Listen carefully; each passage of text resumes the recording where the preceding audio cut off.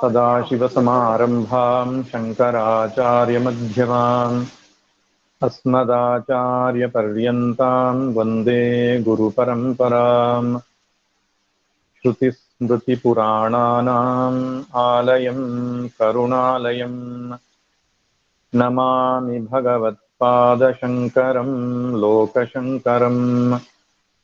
शङ्करं शङ्कराचार्यं केशवं बादरायणम् सूत्रभाष्यकृतौ वन्दे भगवन्तौ पुनः पुनः।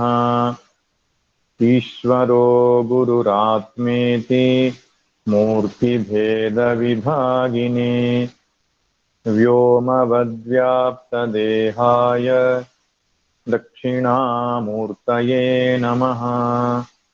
दक्षिणामूर्तये नमः।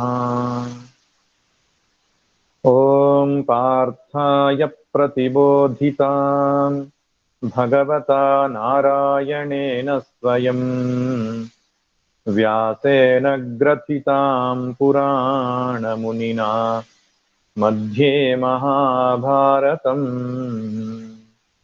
अद्वैतामृतवर्षिणीं भगवतीमष्टादशाध्यायिनीम् अम्ब त्वामनुसन्दधामि भगवद्गीते भवद्वेषिणी। भगवद्गीते भवद्वेषिणी।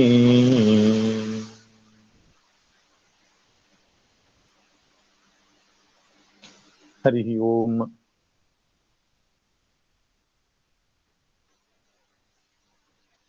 ದುರ್ಗಾ ಪೂಜೆಯ ಈ ಸಂಭ್ರಮದಲ್ಲಿ ಶ್ರೀಮದ್ ಭಗವದ್ಗೀತೆಯ ಜ್ಞಾನ ಯಜ್ಞವನ್ನ ನಾವು ಮಾಡ್ತಾ ಇದ್ದೇವೆ. ಇಚ್ಛಾಶಕ್ತಿ, ಜ್ಞಾನಶಕ್ತಿ, ಕ್ರಿಯಾಶಕ್ತಿ ಸ್ವರೂಪಿಣಿ ಎಂಬುದಾಗಿ ಆಕೆಯನ್ನು ನಾವು ಕರೀತೇವೆ. ಜ್ಞಾನವು ಒಂದು ಮಹಾನ್ ಶಕ್ತಿ ಅಥವಾ ಸರ್ವಶ್ರೇಷ್ಠವಾದ ಶಕ್ತಿ ಎಂಬುದಾಗಿ ಶ್ರೀಕೃಷ್ಣ ಪರಮಾತ್ಮ ಕರೆದಿದ್ದಾನೆ. ಆ ಭಾಗದ ಚಿಂತನೆಯನ್ನು ನಾವು ಮಾಡ್ತಾ ಇದ್ದೇವೆ. ಜ್ಞಾನದ ಮಹತ್ವ. ಆದ್ದರಿಂದ ಈ ಜ್ಞಾನದ ವಿಚಾರವಾಗಿ ಕೇಳಿಸಿಕೊಳ್ಳುವುದು ಕೂಡ ಒಂದು ದುರ್ಗಾ ಆರಾಧನೆ. ದುರ್ಗೆ ಎಂಬ ಶಬ್ದಕ್ಕರ್ಥ ದುರಿತ ನಿವಾರಿಣಿ, ದುಃಖ ನಿವಾರಿಣಿ, ದುರಾಚಾರ ಶಮನಿ ಈ ಮುಂತಾದ ಅರ್ಥವನ್ನು ತೆಗೆಯಬಹುದಾಗಿದೆ. ದುರ್ ಎಂಬ ಶಬ್ದಕ್ಕೆ ಕಷ್ಟ ಅಂತ ಅರ್ಥ. ಗ ಅಂದ್ರೆ ಗಮಯತಿ, ಕಷ್ಟವನ್ನು ದಾಟಿಸುತ್ತಾಳೆ, ಆದ್ದರಿಂದ ದುರ್ಗೆ ಎಂಬುದಾಗಿ. ಸಂಸಾರದಲ್ಲಿ ಅಜ್ಞಾನ ಎಂಬುದು ಬಹಳ ದೊಡ್ಡ ಕಷ್ಟ. ಅದನ್ನ ದೂರ ಮಾಡತಕ್ಕಂಥದ್ದು ಜ್ಞಾನ. ಜ್ಞಾನ ಜ್ಯೋತಿ ಸ್ವರೂಪಿಣಿಯಾದಂತಹ ಆ ದುರ್ಗೆಯನ್ನ ನಾವು ಮನಸಾರೆ ವಂದಿಸುತ್ತಾ ಗೀತಾಜ್ಞಾನ ಯಜ್ಞದ ಪಾಂಚಜನ್ಯ ಸರಣಿಯ ಇವತ್ತಿನ ಚಿಂತನೆಯನ್ನು ಆರಂಭ ಮಾಡೋಣ. ಹಿಂದಿನ ತರಗತಿಯಲ್ಲಿ ಎಲ್ಲ ರೀತಿಯ ಸಾಧನೆಗಳನ್ನ ವರ್ಣಿಸುತ್ತಾ ಜ್ಞಾನ ಯಜ್ಞವೇ ಅಂತಿಮವಾದದ್ದು ಎಂಬುದಾಗಿ ಭಗವಂತ ಹೇಳಿದ್ದನ್ನು ನೋಡಿದ್ದೇನೆ. ಸರ್ವಂ ಜ್ಞಾನೇ ಪರಿಸಮಾಪ್ಯತೆ ಎಂಬುದಾಗಿ. ಸರ್ವಂ ಕರ್ಮಾಖಿಲಂ ಪಾರ್ಥ ಜ್ಞಾನೇ ಪರಿಸಮಾಪ್ಯತೆ. ಎಲ್ಲ ಕರ್ಮಗಳು ಜ್ಞಾನದಲ್ಲಿ ಆತ್ಯಂತಿಕ ನೆಲೆಯನ್ನು ಹೊಂದುತ್ತದೆ. ಸಾಧನೆಯ ದೃಷ್ಟಿಯಿಂದ, ಫಲದ ದೃಷ್ಟಿಯಿಂದ ಜ್ಞಾನವೇ ಶ್ರೇಷ್ಠ ಎಂಬುದಾಗಿ ನೋಡಿದ್ದೇವೆ.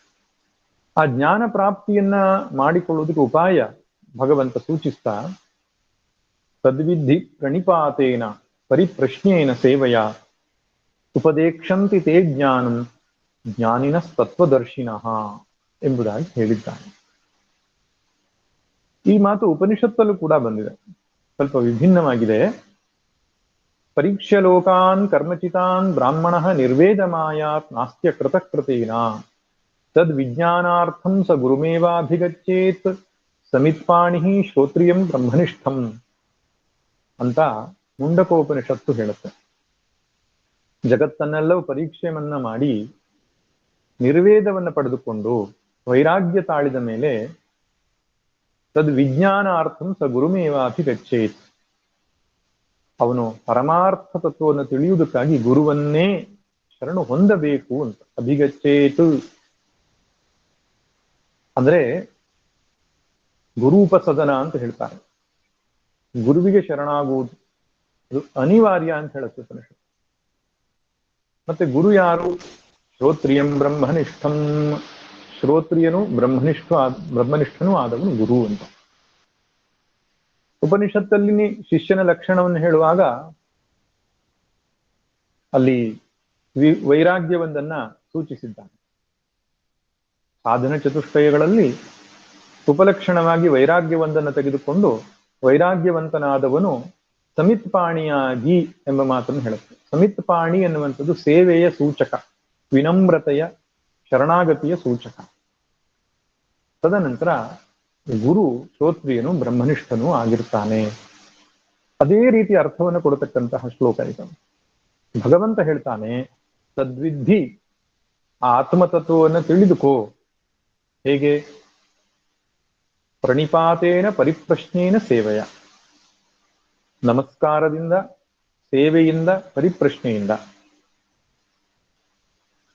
ನಂತರ ಗುರುಗಳು ಏನು ಮಾಡ್ತಾರೆ? ಉಪದೇಶವನ್ನು ನೀಡ್ತಾರೆ. ಯಾರು ಗುರುಗಳು? ಜ್ಞಾನಿನ ತತ್ವದರ್ಶಿನ. ಎರಡು ಲಕ್ಷಣವನ್ನು ಹೇಳ್ತಾರೆ. ಅವರು ಜ್ಞಾನಿಗಳೂ ಆಗಿರ್ತಾರೆ, ತತ್ವದರ್ಶಿಗಳು ಆಗಿರ್ತಾರೆ ಅಂತ. ಉಪನಿಷತ್ತಲ್ಲಿ ಶ್ರೋತ್ರಿಯಂ ಬ್ರಹ್ಮನಿಷ್ಠಂ ಅಂತ ಹೇಳಿತ್ತು. ಇಲ್ಲಿ ಜ್ಞಾನಿನ ತತ್ವದರ್ಶಿನ. ಜ್ಞಾನಿನ ಅಂದ್ರೆ ಶ್ರೋತ್ರಿಯನು, ತತ್ವದರ್ಶಿನ ಅಂದ್ರೆ ಬ್ರಹ್ಮನಿಷ್ಠನು ಅಂತ ಅರ್ಥ. ಶ್ರೋತ್ರಿಯ ಅಥವಾ ಜ್ಞಾನಿ ಎಂಬ ಶಬ್ದದಿಂದ ಪರಂಪರೆಯಿಂದ ಅಧ್ಯಾರೋಪ ಅಪವಾದ ಪ್ರಕ್ರಿಯೆಯ ಮೂಲಕ ಜೀವಬ್ರಹ್ಮ ಐಕ್ಯ ಜ್ಞಾನವನ್ನ ಪಡೆದವನು ಅಂತ.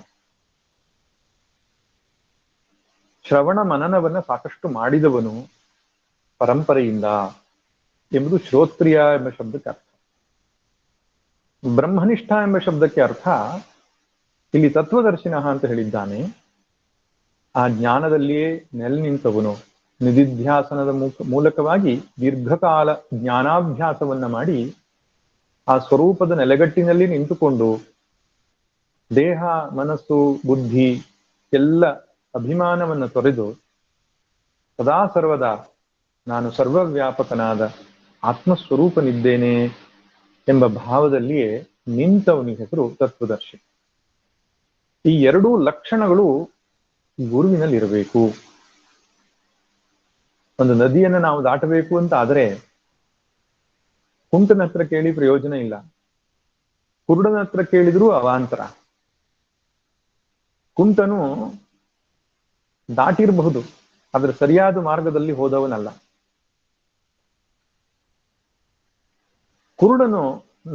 ಕುರುಡನು ದಾಟಿರಬಹುದು, ಆದ್ರೆ ಸರಿಯಾಗಿ ನೋಡ್ಲಿಲ್ಲ. ಕುಂಟನು ನೋಡಿದ್ದಾನೆ, ಆದ್ರೆ ದಾಟ್ಲಿಲ್ಲ. ಅಂದ್ರೆ ಜ್ಞಾನಿ ಅಂದ್ರೆ ಬರೀ ಜ್ಞಾನಿ ಆಗಿದ್ರೆ, ತತ್ವದರ್ಶಿ ಅಲ್ಲವಾಗಿದ್ರೆ ಕುಂಟ ಇದ್ದ ಹಾಗೆ. ಬರೀ ತತ್ವದರ್ಶಿ ಜ್ಞಾನಿ ಅಲ್ಲದಿದ್ರೆ ಅವನು ಕುರುಡ ಇದ್ದ ಹಾಗೆ. ಅಂದ್ರೆ ಇನ್ನೊಬ್ಬರಿಗೆ ಉಪದೇಶಿಸ್ಲಿಕ್ಕೆ ಸಾಧ್ಯವಿಲ್ಲ ಎಂಬ ಅರ್ಥದಲ್ಲಿ ಅಷ್ಟೆ.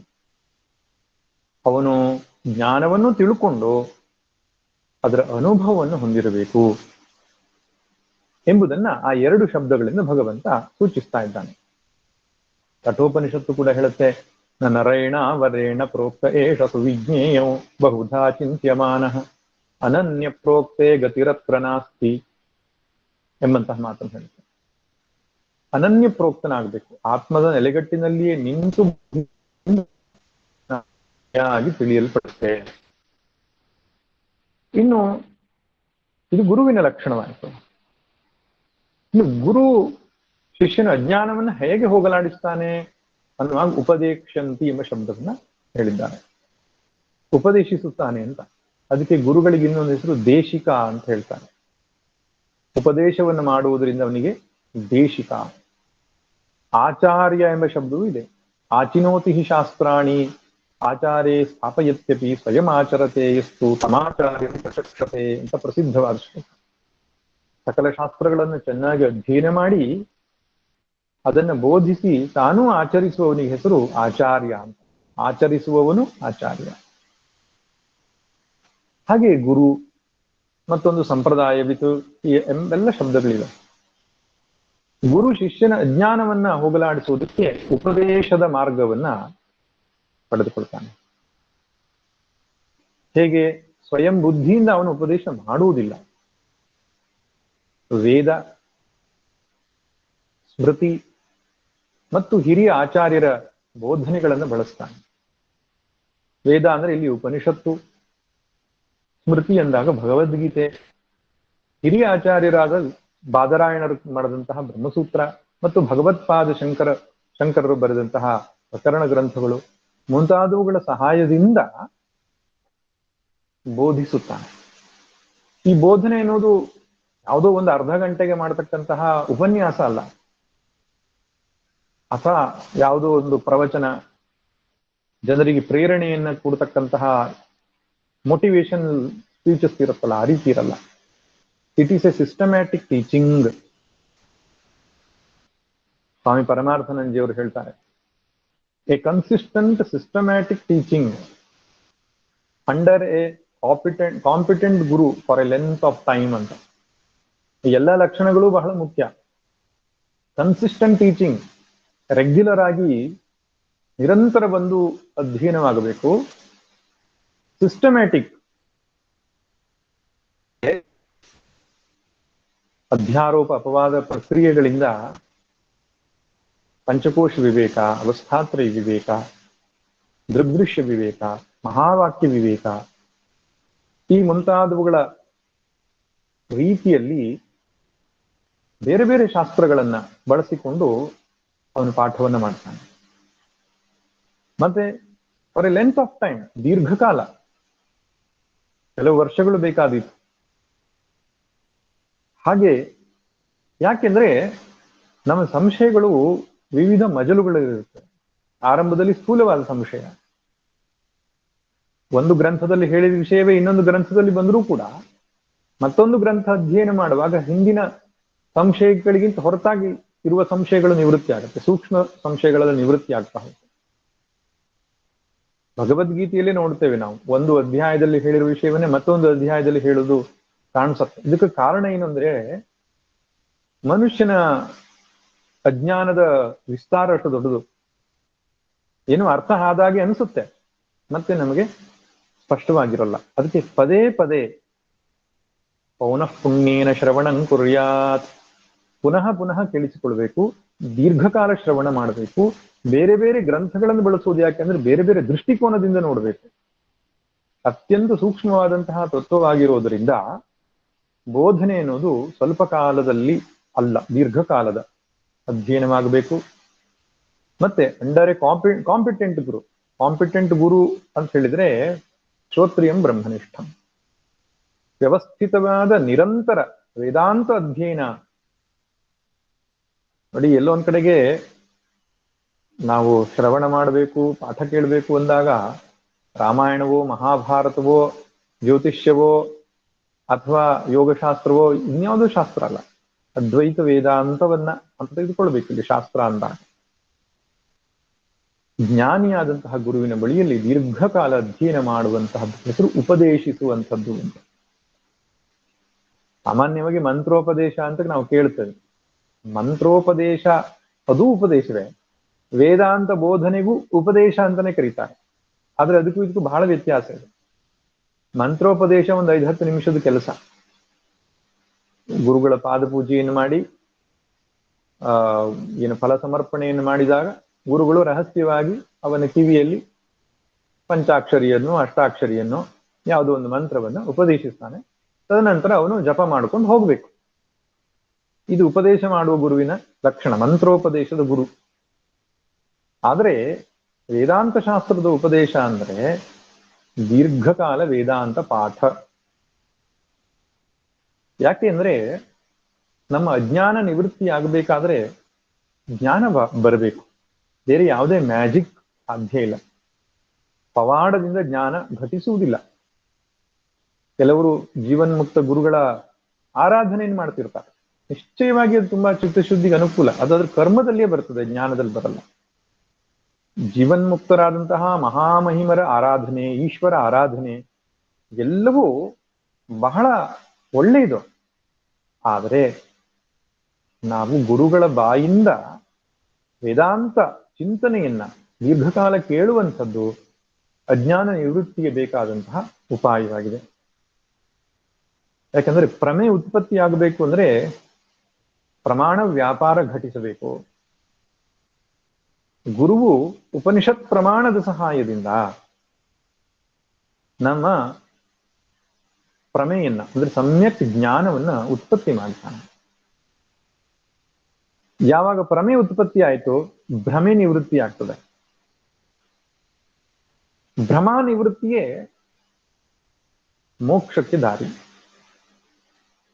ಭ್ರಮ ನಿವೃತ್ತಿಗೆ ಪ್ರಮೇಯ ಉತ್ಪತ್ತಿ, ಪ್ರಮೇಯ ಉತ್ಪತ್ತಿ ಪ್ರಮಾಣ ವ್ಯಾಪಾರ ಆಗಬೇಕು. ಪ್ರಮಾಣ ವ್ಯಾಪಾರ ಹೇಗಾಗ್ತದೆ? ಪ್ರತ್ಯಕ್ಷ ಅನುಮಾನ ಶಬ್ದಾದಿಗಳೇ ತಾನೆ ಪ್ರಮಾಣಗಳು, ಷಡ್ ಪ್ರಮಾಣಗಳನ್ನು ಹೇಳ್ತಾರೆ. ಇದರಲ್ಲಿ ಅಲೌಕಿಕ ಪ್ರಮಾಣವಾದಂತಹ ಶ್ರುತಿ ಉಪನಿಷತ್ ವಾಕ್ಯಗಳು ಪ್ರಮಾಣವಾಗಿ, ಗುರು ಆ ಉಪನಿಷತ್ ವಾಕ್ಯವನ್ನು ಉಪಯೋಗಿಸುವುದು ಹೇಗೆ ಅಂತ ಚೆನ್ನಾಗಿ ಬಲ್ಲವನು, ಅವನು ಗುರು ಪರಂಪರೆಯಿಂದ ತಿಳಿದವನಾದದ್ರಿಂದ ಸ್ವತಃ ಉಪನಿಷತ್ ಆದಿ ಗ್ರಂಥಗಳನ್ನು ಅಧ್ಯಯನ ಮಾಡಿದ್ರೆ ನಮಗಷ್ಟು ಸ್ಪಷ್ಟವಾಗಿ ಅರ್ಥವಾಗುವುದಿಲ್ಲ, ವಿಪರೀತವಾಗಿ ಅರ್ಥವಾಗಬಹುದು, ಸಂಶಯಗ್ರಸ್ತವಾಗಬಹುದು. ಆದರೆ ಯಾರು ಇದನ್ನು ಚೆನ್ನಾಗಿ ಬಲ್ಲವರಾಗಿದ್ದಾರೋ ಅವರ ಬಳಿಯಲ್ಲಿಯೇ ನಾವು ಶಾಸ್ತ್ರಾಧ್ಯಯನವನ್ನು ಮಾಡಿದ್ರೆ ಸರಿಯಾದ ಪ್ರಮೇಯ ಉತ್ಪತ್ತಿ ಆಗುತ್ತೆ. ಅದು ಅಜ್ಞಾನ ನಿವೃತ್ತಿ ಮಾಡುತ್ತೆ. ಹೀಗಿರೋದ್ರಿಂದ ಉಪದೇಶ ಅಂತ ಹೇಳಿದ್ರೆ ದೀರ್ಘಕಾಲ ಅಧ್ಯಯನ, ಸಿಸ್ಟಮ್ಯಾಟಿಕ್ ಸ್ಟಡಿ ಎನ್ನುವುದನ್ನು ನಾವು ಮನಸ್ಸಲ್ಲಿ ಇಟ್ಕೊಳ್ಬೇಕು. ಇನ್ನು ಶಿಷ್ಯನ ಲಕ್ಷಣವನ್ನ ಹೇಳಿದ್ದಾನೆ ಮೊದಲನೇ ವಾಕ್ಯದಲ್ಲಿ. ಏನಂತ ಹೇಳ್ತಾನೆ? ಶಿಷ್ಯನು ವಿನೀತನಾಗಬೇಕು, ಜಿಜ್ಞಾಸುವಾಗಿರ್ಬೇಕು ಅಂತ ಹೇಳ್ತಾನೆ. ಮತ್ತು ಅಂತಃಕರಣ ಶುದ್ಧಿಯನ್ನು ಹೊಂದಿರಬೇಕು. ಈ ಮೂರು ಮಾತುಗಳನ್ನು ಮೂರು ಶಬ್ದಗಳಲ್ಲಿ ಹೇಳಿದ್ದಾನೆ. ವಿನೀತನಾಗಬೇಕು, ನಿರಹಂಕಾರಿಯಾಗಬೇಕು ಅನ್ನೋದಕ್ಕೆ ಪ್ರಣಿಪಾತ ಎಂಬ ಶಬ್ದ ಬಳಸಿದ್ದಾನೆ. ಅಂದ್ರೆ ಅಡ್ಡ ಬೀಳಬೇಕು ಅಂತ. ಅಡ್ಡ ಬೀಳುವುದು ಬರೀ ಶಾರೀರಿಕವಾಗಲ್ಲ, ಬೌದ್ಧಿಕವಾಗಿ, ಮಾನಸಿಕವಾಗಿ. ನಾನು ನಿನಗೆ ಶರಣು ಬಂದಿದ್ದೇನೆ, ನೀನು ದೊಡ್ಡವನು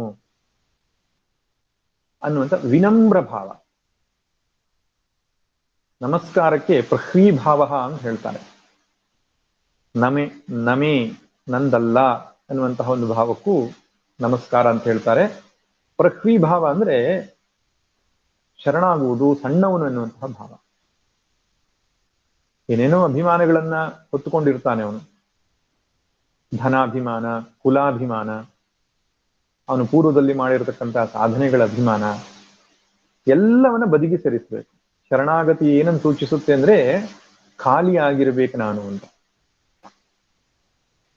ಈ ಚೈನಾ ದೇಶದಲ್ಲಿ ಕೆಲವರು ತತ್ವಜ್ಞಾನಿಗಳಿರ್ತಾರೆ, ಝೆನ್ ಮಾಸ್ಟರ್ಸ್ ಅಂತ ಹೇಳ್ತಾರೆ ಅವರು.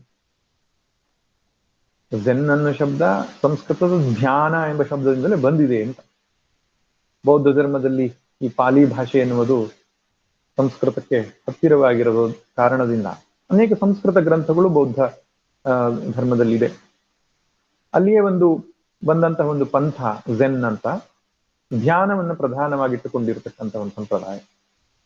ಒಬ್ಬ ಝೆನ್ ಗುರುವಿನ ಬಳಿಯಲ್ಲಿ ಒಬ್ಬ ಶಿಷ್ಯ ಕಲೀಲಿಕ್ಕೆ ಬರ್ತಾನೆ. ಶಿಷ್ಯನನ್ನು ನೋಡಿದ ತಕ್ಷಣ ಅನ್ಸುತ್ತೆ ಇವನಿಗೆ ಇವನು ಬಹಳ ಹಿಂದಿಂದೆಲ್ಲ ತುಂಬಿಕೊಂಡಿದ್ದಾನೆ ತಲೆಯಲ್ಲಿ, ಇವನಿಗೆ ಹೇಳಿ ಪ್ರಯೋಜನ ಇಲ್ಲ ಅಂತ. ಅದಕ್ಕೆ ತನ್ನ ಮತ್ತೊಬ್ಬ ಶಿಷ್ಯನಿಗೆ ಹೇಳ್ತಾನೆ, 2 ಚಹಾ ಲೋಟ ಮತ್ತು ಚಹಾ ತೆಗೆದುಕೊಂಡಿಡುವಂತ. 2 ಕಪ್ಪು ಮತ್ತು ಸಾಸರನ್ನ ತಂದು ಇಡ್ತಾನೆ. ಪಕ್ಕದಲ್ಲಿ ಚಹಾ ತುಂಬಿದ ಪಾತ್ರೆಯನ್ನು ತಂದು ಇಡ್ತಾನೆ. ಎದುರಿಗೆ ವಿದ್ಯೆ ಕಲೀಲಿಕ್ಕೆ ಅಂತ ಬಂದಿದ್ದಾನಲ್ಲ ಅವನು, ಕೂತ್ಕೊಂಡಿದ್ದಾನೆ. ಗುರು ತನ್ನ ಪಾತ್ರೆಗೆ ಚಹಾವನ್ನ ತುಂಬುತ್ತಾ ಅದು ಪಾತ್ರೆ ತುಂಬಿ ಕೆಳಗಡೆ ಚೆಲ್ಲಿ ಹೋಗ್ತಾ ಇತ್ತು. ಅವಾಗ ಶಿಷ್ಯ ಬಂದವನು ಹೇಳ್ತಾನಂತೆ, ಶಿಷ್ಯನ ಆಗ್ಬೇಕು ಅಂತ ಬಂದವನು, ಗುರುಗಳೇ ತುಂಬಿ ಚೆಲ್ಲಿ ಹೋಗ್ತಾ ಇದೆ, ಅದು ಇನ್ನು ತುಂಬಲಿಕ್ಕೆ ಆಗಲ್ಲ ಅಂತ ಹೇಳಿದಂತೆ. ಆಗ ಗುರುಗಳು ಹೇಳಿದ್ರಂತೆ, ನಿನ್ನ ಪಾತ್ರೆನೂ ಹಾಗೆ ಆಗಿದೆಯಪ್ಪ, ಬಹಳ ತುಂಬಿದೆ, ಇನ್ನು ತುಂಬಲಿಕ್ಕೆ ಆಗಲ್ಲ ಅಂತ. ಅವನಿಗೆ ಅರ್ಥ ಆಯ್ತು, ಶರಣಾಗತ ನಾದ. ಈ ರೀತಿ ಒಂದು ಕಥೆ ಇರುತ್ತೆ ಅವ್ರದ್ದು. ತಾತ್ಪರ್ಯ ಏನು ಅಂದ್ರೆ, ಅಹಂಕಾರದಿಂದ ತುಂಬಿಕೊಂಡವನಿಗೆ ಅಧ್ಯಾತ್ಮ ವಿದ್ಯೆ ಅಲ್ಲ. ಯಾನೊಬ್ಬನು ಗುರುಕುಲಕ್ಕೆ ಹೋದ್ನಂತೆ. ಗುರುಗಳಂದ್ರೆ ಏನೇನ್ ಮಾಡ್ಬೇಕು ಕೇಳಿದ್ನಂತೆ. ಅವರು ಪಾಠ ಮಾಡ್ತಾರೆ ಅಷ್ಟೇ, ಬೇರೆ ಏನಿಲ್ಲ ಅಂತ ಹೇಳಿದ್ರೆ. ಶಿಷ್ಯರು ಏನ್ ಮಾಡ್ಬೇಕು? ಶಿಷ್ಯರು ಬೆಳಿಗ್ಗಿಂತ ಸಂಜೆ ತನಕ ಆಶ್ರಮದಲ್ಲಿ ಸೇವೆ ಮಾಡಬೇಕು, ಅಧ್ಯಯನ ಮಾಡಬೇಕು, ಪೂಜೆ ಮಾಡಬೇಕು ಎಲ್ಲ ಹೇಳಿದ್ರಂತೆ. ಹಂಗಾದ್ರೆ ನನ್ನ ಗುರುನೇ ಮಾಡ್ಬಿಡಿ, ಶಿಷ್ಯರನ್ನ ಮಾಡೋದು ಬೇಡ ಅಂತ ಹೇಳಿದ್ರಂತೆ. ಹಾಗಿದ್ರೆ ವಿದ್ಯೆ ಸಿಗಲ್ಲ. ಗುರು ಶುಶ್ರೂಷಯ ವಿದ್ಯಾ. ಅದರಿಂದ ಅಪ್ರಣಿಪಾತ ಅಂದ್ರೆ ಶರಣಾಗತಿ. ಎರಡನೇದು ಪರಿಪ್ರಶ್ನ ಅಂತ ಹೇಳ್ತಾನೆ. ಪರಿಪ್ರಶ್ನ ಅಂದ್ರೆ ಸಂಶಯಗಳನ್ನ ಗುರುವಿನ ಮುಂದೆ ಅರಿಕೆ ಮಾಡತಕ್ಕಂಥದ್ದು. ಹಿಂದೆಲ್ಲ ಅಧ್ಯಾಪನ ಪದ್ಧತಿ ಸಂವಾದ ರೂಪದಲ್ಲಿ ಇರ್ತಾ ಇತ್ತು. ಏಕಮುಖ ಪ್ರವಾಹ ಇರ್ತಿರ್ಲಿಲ್ಲ. ಮಧ್ಯ ಮಧ್ಯೆ ಪ್ರಶ್ನೆ ಬಂದಾಗ ಅವರು ಕೇಳ್ತಿದ್ರು, ಉತ್ತರ ಕೊಡ್ತಾ ಇದ್ರು ಗುರುಗಳು. ಈ ರೀತಿಯಾದ ಒಂದು ಚರ್ಚೆ ರೂಪದಲ್ಲಿನೂ ಇರುತ್ತಿತ್ತು. ಉಪನಿಷತ್ತುಗಳಲ್ಲಿ ನಾವು ನೋಡ್ತೇವೆ. ಆ ರೀತಿ ಸಂಶಯಗಳು ಒಬ್ಬ ವ್ಯಕ್ತಿಯಲ್ಲಿ ಬರ್ತಾ ಇದೆ ಅಂದ್ರೆ ಸರಿಯಾಗಿ ಕೇಳಿಸಿಕೊಳ್ತಿದ್ದಾನೆ ಅಂತ. ಸಂಶಯಗಳು ಕೇಳುವಂಥದ್ದು ನಮ್ಮ ಅಜ್ಞಾನದ ಲಕ್ಷಣ ಅಲ್ಲ, ಜ್ಞಾನ ವರ್ಧನೆ ಆಗ್ತಾ ಇದೆ ಎನ್ನುವುದ್ರ ಲಕ್ಷಣ. ಎಷ್ಟೋ ಜನ ಸಂಶಯ ಕೇಳಲಿಕ್ಕೆ ಹೆದರ್ಕೋತಾರೆ. ಅಯ್ಯೋ ನನಗೆ ಇದೂ ಗೊತ್ತಿಲ್ವೇ ಅಂತ ತಿಳ್ಕೊಂಡ್ ಬಿಡ್ತಾರಲ್ಲ ಅಂತ. ಹಾಗಿಲ್ಲ. ಗುರುಗಳು ಇರೋದೇ ಸಂಶಯ ಪರಿಹಾರ ಮಾಡುವುದಕ್ಕೆ. ಅವರು ಸಂಶಯಗ್ರಸ್ತರಾಗಿದ್ರು, ತಮ್ಮ ಗುರುಗಳ ಕಡೆಯಿಂದ ಅದನ್ನ ಪರಿಹರಿಸಿಕೊಂಡು ಸ್ಪಷ್ಟತೆಯನ್ನು ಪಡ್ಕೊಂಡಿದ್ದಾರೆ. ನಾವು ಅವರ ಸಹಾಯದಿಂದ ಸಂಶಯ ನಿವೃತ್ತಿ ಮಾಡಿಕೊಳ್ಬೇಕು. ಜ್ಞಾನ ಮದ ಅಲ್ಲಿ ಬರ್ಕೂಡುದು. ನಾನು ತುಂಬಾ ತಿಳಿದಿದ್ದೇನೆ ಎನ್ನುವ ಭಾವ ಇರ್ಕೂಡುದು. ನಾನಿನ್ನೂ ವಿದ್ಯಾರ್ಥಿ ಆಗಿದ್ದೇನೆ ಎಂಬ ಭಾವ ತಿಳಿಯುವುದಕ್ಕೆ ತುಂಬಾ ಸಹಾಯ ಆಗ್ತದೆ. ಅದಕ್ಕೆ ಜಿಜ್ಞಾಸೆ ಅಂತ ಹೇಳ್ತಾರೆ. ಪರಿಪ್ರಶ್ನೆ ಅಂತ ಭಗವಂತ ಕರೆದಿದ್ದಾನೆ. ಜ್ಞಾತುಮಿಚ್ಛ, ತಿಳಿಯಬೇಕು ಅಂತಕ್ಕಂತಹ ತೀವ್ರವಾದ ಬಯಕೆ ಇದ್ದವನು ಪದೇ ಪದೇ ಪ್ರಶ್ನೆ ಕೇಳ್ತಾನೆ. ಇದು ಶಿಷ್ಯನ ಎರಡನೇ ಲಕ್ಷಣವನ್ನು ಹೇಳ್ತಾನೆ ಭಗವಂತ. ಮೂರನೇ ಲಕ್ಷಣ ಸೇವೆಯ ಸೇವೆ. ಗುರುಗಳ ಬಳಿಯಲ್ಲಿ ಸೇವೆ ಮಾಡಿಯೇ ವಿದ್ಯೆ ಪಡೆಯಬೇಕು ಅನ್ನುವಂಥ. ಸೇವೆಯ ಮುಖ್ಯ ಉದ್ದೇಶ ಏನು ಅಂದ್ರೆ ಅಂತಃಕರಣ ಶುದ್ಧಿ ಮತ್ತು ಗುರು ಶಿಷ್ಯರಲ್ಲಿ ಒಂದು ಬಾಂಧವ್ಯ. ಆತ್ಮೀಯತೆ ಬಾಂಧವ್ಯ ಇದ್ದಾಗ್ಲೇನೆ ಪಾಠವೂ ಸರಿಯಾಗಿ ಘಟಿಸುತ್ತೆ, ಗ್ರಹಣವೂ ಸರಿಯಾಗಿ ಆಗತ್ತೆ. ಗುರು ಶಿಷ್ಯರ ಸಂಬಂಧ ಒಂದು ವ್ಯಾಪಾರ ಅಲ್ಲ. ಇವತ್ತು ನಾವು ಶಾಲಾ ಶಿಕ್ಷಣಗಳನ್ನು ನೋಡ್ತೇವೆ. ತನ್ನ ಪೀರಿಯಡ್ ಅನ್ನು ಮುಗಿಸ್ಕೊಂಡು ಅವ್ರು ಹೊರಟೋಗೋದು, ಇವರಿಗೆ ಅರ್ಥವಾಗುತ್ತೋ ಬಿಡುತ್ತೋ ಅವರಿಗೆ ಲಕ್ಷ್ಯ ಇಲ್ಲ. ಹಾಗಲ್ಲ. ಗುರುಕುಲ ಪದ್ಧತಿಯಲ್ಲಿ ಪಾಠ ಮಾಡುವಾಗ ಗುರು ಮತ್ತು ಶಿಷ್ಯನ ಮಧ್ಯೆ ಒಂದು ತಂದೆ ಮಕ್ಕಳ ಸಂಬಂಧ ಇರ್ತದೆ. ಮಕ್ಕಳ ಹಿತವನ್ನ ಹೇಗೆ ನಿರ್ವ್ಯಾಜವಾಗಿ, ಅಂದ್ರೆ ಕಾರಣರಹಿತವಾಗಿ ಕರುಣೆಯನ್ನ ತೋರಿಸ್ತಾ ಗುರುಗಳು ಅವರು ಉದ್ಧಾರ ಬಯಸ್ತಾರೋ ಹಾಗೆ ಅಧ್ಯಾತ್ಮದಲ್ಲಿ ಬೇಕಾಗ್ತದೆ.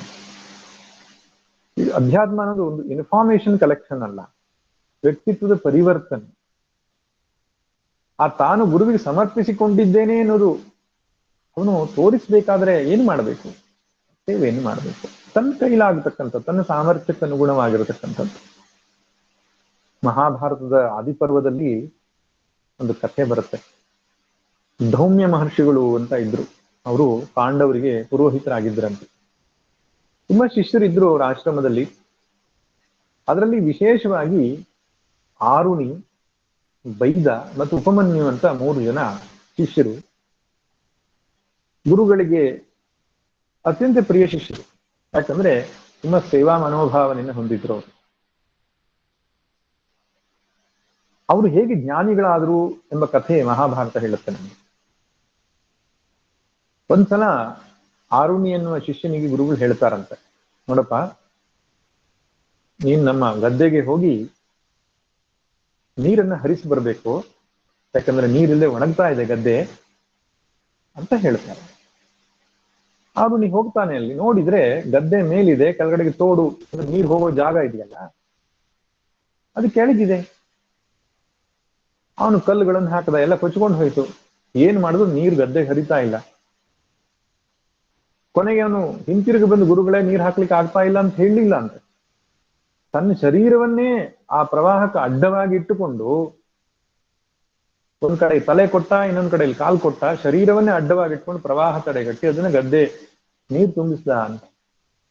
ಸಂಜೆ ಆದ್ರೂ ಶಿಷ್ಯ ಬಂದಿಲ್ಲ ಅಂತ ಧೌಮ್ಯ ಋಷಿಗಳು ಹುಡ್ಕೊಂಡು ಬಂದ್ರೆ, ಬದುವಿಗೆ ಅಡ್ಡವಾಗಿ ಮಲಗಿದ್ದಾನೆ ಶಿಷ್ಯನನ್ನ ಕರೀತಾರೆ. ಓ ಆರುಣಿ ಬಾ, ನಿನ್ನ ಸೇವೆಗೆ ಮೆಚ್ಚಿದ್ದೇನೆ, ಎಲ್ಲ ವಿದ್ಯೆ ನಿನಗೆ ಅನುಗ್ರಹಿಸ್ತೇನೆ, ನೀನು ಯೋಗಿ ಶಿಷ್ಯನಾಗಿದ್ದೀಯಾ ಅಂತ ಆಶೀರ್ವದಿಸಿ ಅವನನ್ನ ಜ್ಞಾನಿಯಾಗಿ ಮಾಡ್ತಾರೆ. ಅವನೇ ಮುಂದೆ ಉದ್ದಾಲಕ ಆರುಣಿ ಅಂತ ಕರೀತಾರೆ. ಉದ್ದಾಲಕ ಋಷಿಯಾಗಿ ಪ್ರಸಿದ್ಧನಾಗ್ತಾನೆ. ಇನ್ನೊಬ್ಬ ಶಿಷ್ಯ ಇದ್ದ, ಬೈದ ಅಂತ. ಕನ್ನಡದ ಬೈದ ಅಲ್ಲ, ಸಂಸ್ಕೃತದ ಬೈದ. ಆ ಶಿಷ್ಯನು ಗುರುಗಳ ಬಳಿಯಲ್ಲಿ ವಿದ್ಯೆ ಕಲಿಲಿಕ್ಕೆ ಬಂದಾಗ ಗುರುಗಳು ಹೇಳ್ತಾರೆ, ಗದ್ದೆಯಲ್ಲಿ ಭತ್ತ ಚೆನ್ನಾಗಿ ಬೆಳೆದಿದೆ, ಹಕ್ಕಿ ಪಕ್ಷಿಗಳೆಲ್ಲ ಬಂದು ತಿಂದ್ಕೊಂಡು ಹೋಗುತ್ತೆ, ಅದನ್ನ ಕಾಯ್ದ್ಬಿಟ್ಟು ಆ ಭತ್ತದ ರಾಶಿಯನ್ನು ತಂದು ಆಶ್ರಮಕ್ಕೆ ಹಾಕ್ಬೇಕಪ್ಪ ನೀನು ಅಂತ. ಗುರುವಾಕ್ಯ ಅಂದ್ರೆ ವೇದವಾಕ್ಯ ಅಷ್ಟೇ. ಗುರು ಮತ್ತು ಈಶ್ವರರು ಬೇರೆ ಅಲ್ಲ ಎಂಬ ಭಾವ ಅವನಿಗೆ. ಈಗ ಹೊರಟ, ಹಗಲು ರಾತ್ರಿ ಕಾದ, ಫಲ ಬಂತು, ತಾನೇ ಸ್ವತಃ ನಿಂತುಕೊಂಡು ಭತ್ತವನ್ನೆಲ್ಲ ತೆಗೆದ, ಅದನ್ನ ಒಂದು ಮೂಟೆಯಾಗಿ ಕಟ್ಟಿದ, ಚಕ್ಕಡಿಯಲ್ಲಿ ಎತ್ತಿನ ಬಂಡಿಯಲ್ಲಿ ಅದನ್ನ ಹೇರಿಕೊಂಡು ಹೋಗ್ಲಿಕ್ಕೆ ಒಂದು ಎತ್ತಿನ ಬಂಡಿಯನ್ನು, ಒಂದು ಹೋರಿಯನ್ನು ಹೊಡ್ಕೊಂಡು ತಂದ. ತುಂಬಾ ರಾಶಿ ರಾಶಿ ಧಾನ್ಯ ಬೆಳೆದಿತ್ತು, ತುಂಬಿದಾಗ ಅದು ಹೋಗ್ಲಿಲ್ಲ. ಆ ಹೋರಿ ನಡಿಲಿಕ್ಕಾಗದೇನೆ ಕಷ್ಟಪಡ್ತು. ತಾನೇ ಅದನ್ನ ನೊಗಕ್ಕೆ ಕೈ ಕೊಟ್ಟ, ಹೆಗಲು ಹಾಕದ. ಎಳಿತಾ ಹೋಗ್ತಾ ಇದ್ದಾಗ ಒಂದ್ ಕಡೆಗೆ ಕೆಸರಿನ ಜಾಗದಲ್ಲಿ ಆ ಹೋರಿ ಕುಸಿದು ಬಿತ್ತು. ಕೊನೆಗೆ ಅದನ್ನ ಬಿಚ್ಚಿ ತಾನೇ ನೊಗವನ್ನು ಹಿಡಿದು ಕುತ್ತಿಗೆ ಉರುಳು ಬಿಗಿಯುವಷ್ಟು ಕಷ್ಟ ಆಗ್ತಾ ಇದ್ರು ಕೂಡ ಎಳ್ಕೊಂಡು ಆಶ್ರಮಕ್ಕೆ ಬರ್ತಾನೆ. ಗುರು ಆ ದೃಶ್ಯವನ್ನು ನೋಡಿ, ಹೌದಪ್ಪ, ಸರ್ವ ಸಮರ್ಪಣೆಯನ್ನು ಮಾಡಿಬಿಟ್ಟಿದ್ದಾನೆ ಅವನು ಗುರುವಿಗಾಗಿ, ಅವನಿಗೆ ನಾನು ಅನುಗ್ರಹಿಸ್ತೇನೆ ಅಂತ ಸಕಲ ವಿದ್ಯೆಗಳನ್ನು ಅನುಗ್ರಹಿಸಿದ್ರಂತೆ ಋಷಿ ಆಗ್ತಾನೆ. ಮೂರನೆಯವನ ಕಥೆ ಬರ್ತದೆ, ಉಪಮನ್ಯು ಅಂತ. ಅವನು ಧೌಮ್ಯ ಋಷಿಗಳ ಶಿಷ್ಯನೇ. ಅವನಿಗೆ ಸ್ವಲ್ಪ ಸ್ಥೂಲಕಾಯ ಮತ್ತು ತುಂಬಾ ಹಸಿವು. ಗುರುಗಳು ಯೋಚನೆ ಮಾಡ್ತಾರೆ, ಈ ಸ್ಥೂಲಕಾಯ ಮತ್ತು ವಿಪರೀತ ಆಹಾರ ಸ್ವೀಕಾರ ಮಾಡುವ ರೀತಿಯಿಂದಾಗಿ ಅವನಿಗೆ ಬುದ್ಧಿ ತೀಕ್ಷ್ಣವಾಗುವುದಿಲ್ಲ. ಹೇಗಾದ್ರೂ ಮಾಡಿ ಅವನ ಶರೀರವನ್ನು ಕೃಶಗೊಳಿಸಬೇಕು ಮತ್ತು ಅವನ ಬುದ್ಧಿಗೆ ತೀಕ್ಷ್ಣತೆಯನ್ನು ಕೊಡಬೇಕು ಅನ್ನೋ ಕಾರಣಕ್ಕೆ ಒಂದು ಸೇವೆಯನ್ನು ಹೇಳ್ತಾರೆ. ಅವನು, ನೋಡಪ್ಪ, ಇವತ್ತಿನಿಂದ ನೀನು ನಮ್ಮ ಆಶ್ರಮದ ಹಸುಗಳನ್ನೆಲ್ಲ ಪಡೆದುಕೊಂಡು ಕಾಡಿಗೆ ಹೋಗಬೇಕು, ಮೇಯಿಸ್ಕೊಂಡು ಬರಬೇಕು. ಹಸುಗಳನ್ನು ಮೇಯಿಸ್ಲಿಕ್ಕೆ ಹೊರಟ ಉಪಮನ್ಯು. ಮಧ್ಯಾಹ್ನದ ಹೊತ್ತಿಗೆ ತೀವ್ರ ಹಸಿವೆ ಆಯ್ತು, ಹಸುಗಳನ್ನು ಹೊಡ್ಕೊಂಡು ವಾಪಸ್ ಆಶ್ರಮಕ್ಕೆ ಬಂದ. ಗುರುಗಳು ಕೇಳ್ತಾರೆ, ಏನಪ್ಪ ಬಂದೆ, ಹಸಿವೆ ಆಯ್ತು ಅಂತ ಹೇಳ್ತಾನೆ. ನಾಳೆಯಿಂದ ಹೀಗೆ ಮಾಡಿಕೊಡುದು, ನೀನು ಸಂಜೆ ಆಗುವ ತನಕ ಅಲ್ಲೇ ಇರಬೇಕು ಅಂತ ಹೇಳ್ತಾರೆ. ಹೊರಟ, ಸಂಜೆ ಆಗುವ ತನಕ ಅಲ್ಲೇ ಇದ್ದು ಬಂದ. ಮಧ್ಯಾಹ್ನ ಹಸಿವೆ ಆಯ್ತು, ತಾಳ್ಲಿಕ್ಕಾಗ್ಲಿಲ್ಲ. ಹತ್ತಿರದಲ್ಲೇ ಇರತಕ್ಕಂಥ ಗ್ರಾಮಗಳಿಗೆ ಹೋಗಿ ಭಿಕ್ಷೆಯನ್ನ ಬೇಡಿ ಭಿಕ್ಷಾನ್ನವನ್ನು ಊಟ ಮಾಡಿಕೊಂಡು ಆರಾಮಾಗಿದ್ದ ಅವನು. ಗುರುಗಳು ನೋಡ್ತಾರೆ, ಸ್ವಲ್ಪ ದಿನ ಆದ್ರೂ ಏನು ಇವನು ಕೃಶವಾಗ್ತಾ ಇಲ್ವಲ್ಲ, ಏನ್ ಕತೆ ಅಂತ ಕೇಳಿದ್ರೆ ಗೊತ್ತಾಯ್ತು, ಇವನು ವ್ಯವಸ್ಥೆ ಮಾಡ್ಕೊಂಡಿದ್ದಾನೆ ಅಲ್ಲೇ ಅಂತ. ಗುರುಗಳು ಹೇಳ್ತಾರೆ, ನೋಡಪ್ಪ, ಭಿಕ್ಷೆ ನೀನು ಏನ್ ತಕೊಳ್ತೀವಿ ಅದನ್ನ ಆಶ್ರಮಕ್ಕೆ ಕೊಟ್ಟು ನೀನು ಹೋಗ್ಬೇಕು ಅಂತ. ಅವನು ಸರಿ ಆಶ್ರಮಕ್ಕೆ ಕೊಟ್ಟ, ಆದ್ರೆ ಇನ್ನೊಂದ್ಸಲ ಭಿಕ್ಷೆ ಬಿಡ್ತಾ ಇದ್ದ. ಅದು ಗುರುಗಳಿಗೆ ಗೊತ್ತಾಯ್ತು, ಅದನ್ನು ಬಿಡಿಸಿದ್ರು ಅವನ ಕೈಯಿಂದ. ಹೀಗೆ ಅವನಿಗೆ ಆಹಾರಕ್ಕೆ ಒಂದು ವ್ಯವಸ್ಥೆ ಇಲ್ಲ. ಮಧ್ಯಾಹ್ನದ ಆದ ತಕ್ಷಣ ವಿಲಿ ಒದ್ದಾಡ್ತು ಶರೀರ. ನೋಡ್ತಾನೆ, ಹಸುವಿನ ಕೆಚ್ಚಲಲ್ಲಿ ಹಾಲಿದೆಯಲ್ಲ, ಅದು ಕರು ಕುಡಿಯುವಾಗ ಒಂದಿಷ್ಟು ಕೆಳಗೆ ಚೆಲ್ತಾ ಇತ್ತು. ಅದನ್ನ ಕೈ ಕೊಟ್ಟು ಕುಡಿತಾ ಇದ್ದ. ಗುರುಗಳು ನೋಡ್ತಾರೆ, ಇವನು ಮತ್ತು ಕೃಶ ಆಗ್ಲಿಲ್ವಲ್ಲ, ಏನ್ ಕತೆ ಅಂತ ವಿಚಾರಿಸಿದ್ರು ಸತ್ಯ ಹೇಳ್ತಾನೆ. ಹೀಗೆ ಮಾಡ್ತಾನೆ, ನೋಡಪ್ಪ, ಉಚ್ಚಿಷ್ಟವನ್ನು ತಿನ್ನಬಾರ್ದು, ಉಚ್ಚಿಷ್ಟವನ್ನು ಸ್ವೀಕರಿಸಿದ್ರೆ ಬುದ್ಧಿ ಮಂದ ಆಗುತ್ತದೆ, ಬಿಟ್ಟು ಬಿಡು ಅದನ್ನ ಅಂತ ಹೇಳ್ತಾನೆ. ಅದು ನಿಂತಾಯ್ತು. ಅವನಿಗೆ ಆಹಾರಕ್ಕೆ ಬೇರೆ ಮಾರ್ಗವೇ ಇಲ್ಲ. ಒಂದು ದಿನ ನೋಡ್ತಾನೆ, ಎಕ್ಕೆ ಮರ ಅಂತ ಒಂದು ಮರದಲ್ಲಿ ಹಾಲು ಬರ್ತದೆ, ಹಾಲು ಬರುವ ಮರ. ಆ ಎಕ್ಕೆ ಹಾಲು ಒಸರ್ತಾ ಇರೋದನ್ನ ನೋಡಿ ಅದನ್ನು ಕುಡಿದು ಬಿಡೋಣ ಅಂತ ಹೋಗ್ಕೊಂಡು ಕೈ ಕೊಡ್ತಾನೆ. ಆ ಕುಡಿಯೋ ಸಮಯದಲ್ಲಿ ಆಕೆ ಹಾಲುಗಳು ಕಣ್ಣಿಗೆ ಬಿದ್ದು ಕಣ್ಣೆರಡು ಕುರುಡಾಗ್ಬಿಡುತ್ತೆ. ದಾರಿ ಕಾಣದೆ ಹೋಗಿ ಒಂದು ಹಾಳು ಬಾವಿಗೆ ಬೀಳ್ತಾನೆ. ಆದ್ರೂ ಅವನಿಗೆ ಮನಸ್ಸಲ್ಲಿ ಬೇಜಾರಿಲ್ಲ. ಅಯ್ಯೋ, ಗುರುಗಳ ಹಸುಗಳನ್ನೆಲ್ಲ ನಾನು ನೋಡ್ಕೊಳ್ಲಿಕ್ಕೆ ಆಗ್ಲಿಲ್ವಲ್ಲ, ನನ್ನ ಕರ್ತವ್ಯದಲ್ಲಿ ಚ್ಯುತಿ ಆಯ್ತಲ್ಲ ಅಂತ ಪಶ್ಚಾತ್ತಾಪ ಇತ್ತು ಅವನಿಗೆ. ಗುರುಗಳು ರಾತ್ರಿ ಆದ್ರೂ ಶಿಷ್ಯ ಬಂದಿಲ್ಲ ಅಂತ ಹುಡ್ಕೊಂಡು ಬಂದು ನೋಡ್ತಾರೆ, ಬಾವಿಯಲ್ಲಿ ಇದ್ದಾನೆ. ಅವನಿಗೆ ಅಶ್ವಿನಿ ಮಂತ್ರದ ಉಪದೇಶವನ್ನ ಮಾಡಿ ಕಣ್ಣುಗಳು ಬರುವ ಹಾಗೆ ಮಾಡಿ ಮೈದಡ್ರಿ ಪ್ರೀತಿಸ್ತಾರೆ. ನೀನು ಅತ್ಯಂತ ಪ್ರಾಮಾಣಿಕನಿದ್ದೀಯಾ ಅಂತ. ಗುರುಗಳು ಬಯಸೋದು ಅದನ್ನ, ಹಾನೆಸ್ಟಿ, ಒಳಗೊಂದು ಹೊರಗೊಂದು ಇಲ್ಲದ ನೇರ ನಡನುಡಿಯ ಸ್ವಭಾವ ಶುದ್ಧತೆಯ ಸಂಕೇತ. ಈ ಕಪಟ, ವಂಚನೆ, ಮೋಸ, ದ್ರೋಹ ಸ್ವಭಾವಗಳು ಅಧ್ಯಾತ್ಮಕ್ಕೆ ಸರ್ವಥಾ ಸಲ್ಲದು. ಭಗವತ್ ಪ್ರಾಪ್ತಿಯ ಮಾರ್ಗದಲ್ಲಿ ಬಹಳ ದೊಡ್ಡ ವಿಘ್ನ. ಆದ್ರಿಂದ ಗುರು ಸೇವೆಯಿಂದ ಅವನು ಜ್ಞಾನವನ್ನು ಪ್ರಾಪ್ತಿ ಮಾಡಿಕೊಂಡು ಜ್ಞಾನಿ ಆಗ್ತಾನೆ ಉಪಮನ್ಯು ಅಂತ ಮಹಾಭಾರತ ಗುರು ಸೇವೆಯ ಮಹತ್ವವನ್ನು ನಮಗೆ ಹೇಳುತ್ತೆ. ಶಂಕರ ಭಗವತ್ಪಾದರ ಕಾಲದಲ್ಲಿಯೇ ನೋಡ್ತೇವೆ, ಶೃಂಗೇರಿಯಲ್ಲಿ ಒಬ್ಬ ಶಿಷ್ಯ ಇದ್ದ, ಅವನಿಗೆ ಗಿರಿ ಅಂತ ಅವನ ಹೆಸರು. ಅವನು ವಿದ್ಯೆಯಲ್ಲಿ ಅಷ್ಟು ನಿಪುಣನಿರ್ಲಿಲ್ಲ, ಅದು ಗುರು ಸೇವೆಯಲ್ಲಿ ಮಾತ್ರ ತುಂಬಾ ಶ್ರದ್ಧಾಭಕ್ತಿಯಿಂದ ಮಾಡ್ತಾ ಇದ್ದ. ಉಳಿದ ವಿದ್ಯಾರ್ಥಿಗಳಲ್ಲಿ ತುಂಬಾ ಬುದ್ಧಿವಂತರಿದ್ರು. ಭಗವತ್ಪಾದರು ಪಾಠ ಆರಂಭ ಮಾಡುವಾಗ ಗಿರಿಗೋಸ್ಕರ ಸ್ವಲ್ಪ ಹೊತ್ತು ಕಾಯ್ದಿರಂತೆ. ಅವನು ಆಚಾರ್ಯರ ಬಟ್ಟೆಗಳನ್ನು ಒಗೆಯುವುದೋ ಬೇರೆ ಇನ್ಯಾವುದೋ ಪಾಕಶಾಸ್ತ್ರದಲ್ಲಿ ಅಡುಗೆ ಮನೆ ಕೆಲಸದಲ್ಲಿ ತೊಡಗಿಸ್ಕೊಳ್ಳೋದು ಏನೋ ಒಂದು ಮಾಡ್ತಾ ಇದ್ದ ಅವನು. ಅದಕ್ಕೆ ಆಚಾರ್ಯರು ಕಾದ್ರಂತೆ ಸ್ವಲ್ಪ ಹೊತ್ತು. ಶಿಷ್ಯರು ಹೇಳಿದ್ರು, ಯಾರಿಗೆ ಕಾಯ್ತಾ ಇದ್ದೀರಿ ಗುರುಗಳೇ? ಗಿರಿ ಬರ್ಲಿ ಅಂತ ಕಾಯ್ತಾ ಇದ್ದೇನೆ ಹೇಳಿ ಅಂತ. ಅವನು ಬಂದ್ರೇನು ಬಿಟ್ರೇನು ಅವನಿಗೇನು ಅರ್ಥ ಆಗಲ್ಲ ಗುರುಗಳೇ ಅಂತ ಹೇಳಿದ್ರಂತೆ. ಆಚಾರ್ಯರಿಗೆ ಅನ್ನಿಸ್ತು, ಓಹೋ, ಇವರಿಗೆಲ್ಲ ಸ್ವಲ್ಪ ಅಹಂಕಾರ ಬಂದಿದೆ, ಅದು ಸ್ವಲ್ಪ ಪಾಠ ಕಲಿಸ್ಬೇಕು ಅಂತ ಗಿರಿ ಅಂತ ಅವರೇ ಕೂಗಿದ್ರಂತೆ. ಎಲ್ಲೋ ಕೆಲಸ ಮಾಡ್ತಾ ಇದ್ದವನು ಆಚಾರ್ಯರ ಧ್ವನಿ ಕಿವಿಗೆ ಬಿದ್ದ ತಕ್ಷಣ, ವಿದಿತಾಖಿಲ ಶಾಸ್ತ್ರ ಸುಧಾ ಜಲದೆ ಮಹಿತೋಪನಿಷತ್ ಕಥಿತಾರ್ಥನಿಧೆ ಹೃದಯೇ ಕಲಯೇ ವಿಮಲಂ ಚರಣಂ ಭವಶಂಕರ ದೇಶಿಕಮೇ ಶರಣಂ ಅಂತ ಶಂಕರ ಭಗವತ್ಪಾದರ ಸ್ತುತಿಯನ್ನ ತೋಟಕ ವೃತ್ತದಲ್ಲಿ ಮಾಡಿಕೊಂಡು ಬರ್ತಾನೆ. ಶಿಷ್ಯರಿಗೆ ದಿಗ್ಭ್ರಮೆ ಆಗ್ತದೆ, ಏನಿದು ಅಂತ. ಆಮೇಲೆ ಗೊತ್ತಾಗತ್ತೆ, ಗುರು ಅನುಗ್ರಹ. ಗುರು ಸೇವೆಯಿಂದ ಅಂತಃಕರಣ ಶುದ್ಧಿ ಮಾಡಿಕೊಂಡವನಿಗೆ ಅತ್ಯಂತ ಶೀಘ್ರವಾಗಿ ಜ್ಞಾನ ಫಲಪ್ರದವಾಗ್ತದೆ. ಶಿಷ್ಯ ಏನು, ಸೇವೆಯ ಉದ್ದೇಶ ಏನು? ಗುರುಗಳಿಗೆ ಅವರನ್ನ ಕೆಲಸ ತೆಗೆಸ್ಕೊಳ್ಬೇಕು ಅಂತಲ್ಲ, ಅವನಲ್ಲಿರ್ತಕ್ಕಂತಹ ಲೋಪದೋಷಗಳು ನಿವೃತ್ತಿಯಾಗಿ ಅಂತಃಕರಣ ಶುದ್ಧಿಯಾಗಿ ಜ್ಞಾನ ಪಡೆಯುವುದಕ್ಕೆ ಪಾತ್ರನಾಗಿರ್ಲಿ ಅಂತ. ಪಾತ್ರೆ ಸರಿ ಇದ್ರೆ ಮಾತ್ರ ತಾನೇ ಏನು ವಸ್ತುಗಳನ್ನ ಹಾಕ್ಲಿಕ್ಕಾಗತ್ತೆ. ಅದಕ್ಕೆ ಪಾತ್ರತ್ವ ಬೇಕು ಅಂತ. ಪ್ರಮಾತ್ರ ಸರಿಯಾಗಿರ್ಬೇಕು.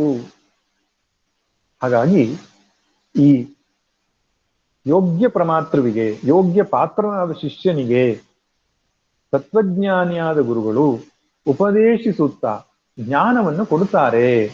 ಆದ್ದರಿಂದ ಗುರುವಿನ ಬಳಿ ಸಾರಬೇಕು ಎಂಬ ಒಂದು ಸಂದೇಶವನ್ನ ಅರ್ಜುನ ಮುಖಾಂತರ ಭಗವಂತ ನಮಗೆ ಇಲ್ಲಿ ನೀಡ್ತಾ ಇದ್ದಾನೆ.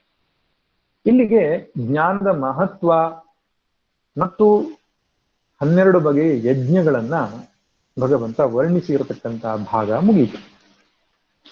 ಇನ್ನು ಮುಂದಿನ 3 ಶ್ಲೋಕಗಳಲ್ಲಿ 35, 36 ಮತ್ತು 37ನೇ ಶ್ಲೋಕಗಳಲ್ಲಿ ಭಗವಂತ ಈ ಜ್ಞಾನದ ಫಲದ ಮಹತ್ವೆಯನ್ನು ಹೇಳ್ತಾನೆ. ಅಂದ್ರೆ ಜ್ಞಾನ ಪ್ರಾಪ್ತಿ ಆದ್ರೆ ನಮ್ಗೆ ಏನೇನು ಲಾಭ ಅಂತ ಅದು ಹೇಳ್ಬೇಕು ತಾನೆ. ತತ್ವಜ್ಞಾನಾರ್ಥ ದರ್ಶನಂ, ಜ್ಞಾನದಿಂದ ಆಗತಕ್ಕಂತಹ ಲಾಭಗಳನ್ನ ಪದೇ ಪದೇ ಮನಸ್ಸಲ್ಲಿ ಹೊರಳಾಡಿಸ್ಬೇಕು ನಾವು. ಯಾಕೆಂದ್ರೆ ಪ್ರಯೋಜನಮನುದ್ದಿಶ್ಯ ನಮಂದೋಪಿ ಪ್ರವರ್ತತೆ ಅಂತ ಪ್ರಸಿದ್ಧ ಹೇಳಿಕೆ ಇದೆ. ಪ್ರಯೋಜನ ಕಾಣದೇ ಇದ್ದ ಕಡೆಯಲ್ಲಿ ಮೂರ್ಖನು ಕೈ ಹಾಕುವುದಿಲ್ಲ ಅಂತ ಅರ್ಥ. ಏನು ಲಾಭ? ಬಹಳ ದೊಡ್ಡ ಲಾಭಗಳಾಗುತ್ತೆ. ಜಗತ್ತಿನಲ್ಲಿ ಬೇರೆ ಯಾವ ವಸ್ತುವೂ ಕೊಡದೇ ಇರತಕ್ಕಂತಹ ಮಹಾಲಾಭ ಆತ್ಮಜ್ಞಾನದಿಂದ ನಮಗೆ ಉಂಟಾಗುತ್ತದೆ. ಏನೇನು ಹೇಳಿದ್ದಾನೆ ಭಗವಂತ ನೋಡೋಣ ಬನ್ನಿ. 35ನೇ ಶ್ಲೋಕ. ಯಜ್ಞಾತ್ವಾ ನ ಪುನರ್ಮೋಹಮೇವಂ ಯಾಸ್ಯಸಿ ಪಾಂಡವ ಯೇನ ಭೂತಾನ್ಯಶೇಷೇಣ ದ್ರಕ್ಷ್ಯಸ್ಯಾತ್ಮನ್ಯಥೋಮೈ. ಈ ಶ್ಲೋಕದಲ್ಲಿ ಜ್ಞಾನದ 2 ಪ್ರಯೋಜನವನ್ನು ಹೇಳ್ತಾನೆ. ಈ ಪ್ರಯೋಜನ ಹೇಳುವುದ ಮೂಲಕ ಜ್ಞಾನದ ಶ್ರೇಷ್ಠತೆಯನ್ನು ಹೇಳ್ತಾನೆ. ಅದಕ್ಕೆ ಕೆಲವೊಮ್ಮೆ ಈ ಅಧ್ಯಾಯಕ್ಕೆ ಜ್ಞಾನ ಯೋಗ ಅಂತಾನೂ ಕರೀತಾರೆ, ಜ್ಞಾನ ಕರ್ಮ ಸನ್ಯಾಸ ಯೋಗ ಅಂತಲೂ ಕರೀತಾರೆ. ಅದಕ್ಕೆ ಸಂಬಂಧಪಟ್ಟಂತಹ ವಿಭಾಗವನ್ನು ನಾವು ಹಿಂದೆ ನೋಡಿದೆವು, ಜ್ಞಾನ ಕರ್ಮ ಸನ್ಯಾಸ ಲಕ್ಷಣ, ಅದನ್ನು ಆಶ್ರಯಿಸಿ ಆ ಹೆಸರು. ಈ ಭಾಗವನ್ನ ಮನಸ್ಸಲ್ಲಿಟ್ಟುಕೊಂಡು ಜ್ಞಾನ ಯೋಗ ಅಂತೂ ಕರೀತಾರೆ. ಈಗ ಜ್ಞಾನದ ಮಹತ್ವವನ್ನ ಪುನಃ ಪುನಃ ಅವನು ತಿಳಿಸಿಕೊಟ್ಟಿದ್ದಾನೆ. ಮೊದಲನೆಯ ಮಹತ್ವ ಏನು ಅಥವಾ ಮೊದಲನೆಯ ಲಾಭ ಏನು ಅಂದ್ರೆ, ಯತ್ ಜ್ಞಾತ್ವ ನ ಪುನರ್ಮೋಹಂ ಏವಂ ನ ಯಾಸ್ಯಸಿ ಅಂತ ಹೇಳ್ತಾನೆ. ಪಾಂಡವ, ಹೇ ಅರ್ಜುನ, ಯಾವುದನ್ನ ಪಡೆದ ಮೇಲೆ ಈ ರೀತಿಯಾದಂತಹ ಮೋಹವು ನಿನಗೆ ಪುನಃ ಬರುವುದಿಲ್ಲ ಅಂತ. ಈ ರೀತಿಯಾದ ಮೋಹ ಎಂಬ ಶಬ್ದಕ್ಕರ್ಥ ಏನು? ಅರ್ಜುನನಿಗೆ ಬಂದಂತಹ ಮೋಹ. ಮೋಹ ಎಂಬ ಶಬ್ದಕ್ಕೆ ಹಿಂದೊಮ್ಮೆ ಕೂಡ ನಾನು ಹೇಳಿದ್ದೆ, ಕನ್ನಡದ ಅರ್ಥದಲ್ಲಿ ಅಟ್ಯಾಚ್ಮೆಂಟ್ ಅಂತ ನಾವು ಬಳಸ್ತೇವೆ. ಮಕ್ಕಳ ಮೋಹ, ಹೆಂಡತಿಯ ಮೋಹ, ಆಸ್ತಿ ಪಾಸ್ತಿಯ ಮೋಹ, ಹೆಸರಿನ ಮೋಹ ಅಂತ. ಆದರೆ ಸಂಸ್ಕೃತದಲ್ಲಿ ಮೋಹ ಎಂಬ ಶಬ್ದಕ್ಕರ್ಥ ಮುಹು ಬುದ್ಧಿ ವೈಚಿತ್ಯೇ ಧಾತು. ಮುಹು ಎಂಬ ಶಬ್ದಕ್ಕರ್ಥ ಅವಿವೇಕ ಅಂತ. ಅವಿವೇಕ ಅನ್ನೋದು ಅನೇಕ ಬಗೆಯಾಗಿರ್ತದೆ. ಪ್ರಧಾನವಾಗಿ 3 ವಿಭಾಗವನ್ನು ಮಾಡಬಹುದು. ಧರ್ಮಾಧರ್ಮದ ಅವಿವೇಕ, ಈಶ್ವರ ತತ್ವದ ಬಗ್ಗೆ ಇರತಕ್ಕಂತಹ ಅವಿವೇಕ, ಈಶ್ವರ ಯಾರು, ಜೀವರು ಯಾರು, ಈಶ್ವರ ಯಾರು, ದೇವತೆಗಳು ಯಾರು, ಇದ್ರ ಬಗ್ಗೆ ಸಂಬಂಧಪಟ್ಟಂತಹ ಅವಿವೇಕ ಇರುತ್ತದೆ. ಕೆಲವರು ನಮ್ಮಲ್ಲಿ ದೇವತೆಗಳನ್ನೇ ಈಶ್ವರ ಅಂತ ಕರೀತಾರೆ. ಈಶ್ವರನು ಎಲ್ಲ ದೇವತೆಗಳಿಗಿಂತ ಶ್ರೇಷ್ಠ, ಸರ್ವ ಶಕ್ತಿಮಾನ್, ಸರ್ವ ಸೃಷ್ಟಿಕರ್ತ. ಈ ರೀತಿಯ ಸ್ಪಷ್ಟವಾಗಿ ತಿಳ್ಕೊಳ್ಳೋದು ಈಶ್ವರನಿಗೆ ಸಂಬಂಧಪಟ್ಟಂತ ಮೋಹ ನಿವೃತ್ತಿ. ಅದಕ್ಕಿಂತ ಸೂಕ್ಷ್ಮವಾದದ್ದು ಆತ್ಮಾನಾತ್ಮ ಅವಿವೇಕ, ಆತ್ಮಗೆ ಸಂಬಂಧಪಟ್ಟಂತಹ ಮೋಹ. ಧರ್ಮಗತ ಮೋಹ, ಈಶ್ವರಗತ ಮೋಹ, ಸ್ವರೂಪಗತ ಮೋಹ ಅಂತ ಪ್ರಧಾನವಾಗಿ 3 ವಿವೇಕ. ಧರ್ಮಗತ ಮೋಹ ಅಂತ ಹೇಳಿದ್ರೆ ಧರ್ಮ ಯಾವುದು ಅಧರ್ಮ ಯಾವುದು ಅದು ಗೊತ್ತಿಲ್ಲ ಇರೋದು. ಅರ್ಜುನಿಗೆ ಆ ಮೋಹ ಇರಲಿಲ್ಲ. ಯಾಕೆಂದ್ರೆ ಅವನು ಮೊದಲನೇ ಅಧ್ಯಾಯದಲ್ಲಿ ಸ್ಪಷ್ಟವಾಗಿ ಹೇಳಿದಾನೆ, ಹತ್ವೈ ಆತತಾಯಿನಃ ಅಂತ ಕರೆದಿದ್ದಾನೆ. ಆತತಾಯಿಗಳು ಇವರೆಲ್ಲ, ಇವರನ್ನ ಕೊಂದ್ರೆ ಕೊಲ್ಲಬೇಕಾದಂಥವ್ರು ಇವರು, ಕೊಲ್ಲಿಕ್ಕೆ ಅರ್ಹರಾದಂಥವ್ರು ಇವರು ಅಂತ. ಆ ಮಾತನ್ನು ಹೇಳಬೇಕಾದ್ರೆ ನೀವು ಶಾಸ್ತ್ರದ ವಿಷಯ ತಿಳಿದಿರಬೇಕು, ಧರ್ಮಾಧರ್ಮದ ವಿಷಯವಾಗಿ. ಧರ್ಮರಾಜ ಇರಬಹುದು, ಭೀಮ ಇರಬಹುದು, ನಕುಲ ಸಹದೇವರು ಇರ್ಬೋದು, ಅಲ್ಲಿ ಇವರಿಗೆಲ್ಲರೂ ಧರ್ಮಶಾಸ್ತ್ರದ ಪಾಠ ತುಂಬಾ ಚೆನ್ನಾಗಿದೆ. ನಾನು ಏನ್ ಮಾಡ್ಬೇಕು, ಏನ್ ಮಾಡಬಾರದು ಅದು ಸಮಸ್ಯೆ ಅಲ್ಲ ಅವನಿಗೆ. ಈಶ್ವರಗತ ಮೋಹವು ಒಂದು ಹಂತದಲ್ಲಿ ಸ್ಪಷ್ಟತೆ ಇದೆ, ಈಶ್ವರ ಯಾರು ಅಂತ ಗೊತ್ತಿದೆ, ಪೂರ್ಣವಾಗಿ ಗೊತ್ತಿಲ್ಲ, ಸ್ವಲ್ಪ ಮಟ್ಟಿಗೆ. ಆದ್ರೆ ಸ್ವರೂಪಗತ ಮೋಹ ಉಂಟಾಗಿದೆ ಅವನಿಗೆ. ಸ್ವರೂಪಗತ ಮೋಹ ಅಂದ್ರೆ ಹೇಗೆ ಹೇಳ್ತೀರಿ ಅಂದ್ರೆ, ದ್ರೋಣಾಚಾರ್ಯರು, ಭೀಷ್ಮಾಚಾರ್ಯರು ಇಂಥವ್ರನ್ನೆಲ್ಲ ಕೊಂದು ಅವರ ರಕ್ತಸಿಕ್ತವಾದ ಭೋಗನ ಅನುಭವಿಸ್ಬೇಕಲ್ಲ ಅಂತ ಅವನು ಹೇಳೋದನ್ನು ನೋಡಿದಾಗ ಗೊತ್ತಾಗುತ್ತೆ, ಅವ್ರು ಯಾರು ಸಾಯುವವರಲ್ಲ ಎಂಬಂತಹ ಜ್ಞಾನ ಅವನಿಗೆ ಇರಲಿಲ್ಲ ಅಂತ. ಅಧ್ಯಾಯದ ಕೊನೆಯಲ್ಲಿ 18ನೇ ಅಧ್ಯಾಯದ ಕೊನೆಯಲ್ಲಿ ಅವನೇ ಹೇಳ್ತಾನೆ, ನಷ್ಟೋ ಮೋಹ ಸ್ಮೃತಿರ್ಲಬ್ಧ ಅಂತ. ನನ್ನ ಮೋಹವು ನಷ್ಟವಾಯಿತು, ನನಗೆ ನನ್ನ ಆತ್ಮ ವಿಸ್ಮೃತಿ ಹೊರಟು ಹೋಯಿತು, ಆತ್ಮದ ಸ್ಮೃತಿ ಉಂಟಾಯಿತು ಅಂತ. ಹಾಗೆ ಆ ಸ್ವರೂಪಗತ ಮೋಹ ಅನ್ನುವಂಥದ್ದು ಆತ್ಮಾನಾತ್ಮರ ಬಗ್ಗೆ ಇರತಕ್ಕಂತಹ ಸತ್ಯಾಸತ್ಯತೆ ಬಗ್ಗೆ ಇರತಕ್ಕಂತಹ ಒಂದು ಅವಿವೇಕ, ಅದು ಅವನಿಗೆ ಅಡರಿತ್ತು. ಆ ಅವಿವೇಕದಿಂದಾಗಿ ಅವನಿಗೆ ದುಃಖ ಉಂಟಾಗಿತ್ತು. ಅದನ್ನ ಭಗವಂತ ಹೇಳ್ತಾನೆ, ಅದು ಇನ್ನೂ ಇರುವುದಿಲ್ಲ. ಇನ್ನೂ ಇರುವುದಿಲ್ಲ ಅಂದ್ರೆ ಆತ್ಮಜ್ಞಾನವನ್ನ ಪಡೆದುಕೊಂಡ ಮೇಲೆ ಆ ವ್ಯಕ್ತಿಗೆ ಮೋಹ ಇರುವುದಿಲ್ಲ, ಅವಿವೇಕ ಇರುವುದಿಲ್ಲ ಅಂತ. ಮೋಹಕ್ಷಯವೇ ಮೋಕ್ಷವಲ್ಲವೇ? ಅವಿವೇಕ ನಾಶ ಆಗುವುದೇ ದೊಡ್ಡ ಪ್ರಾಪ್ತಿ.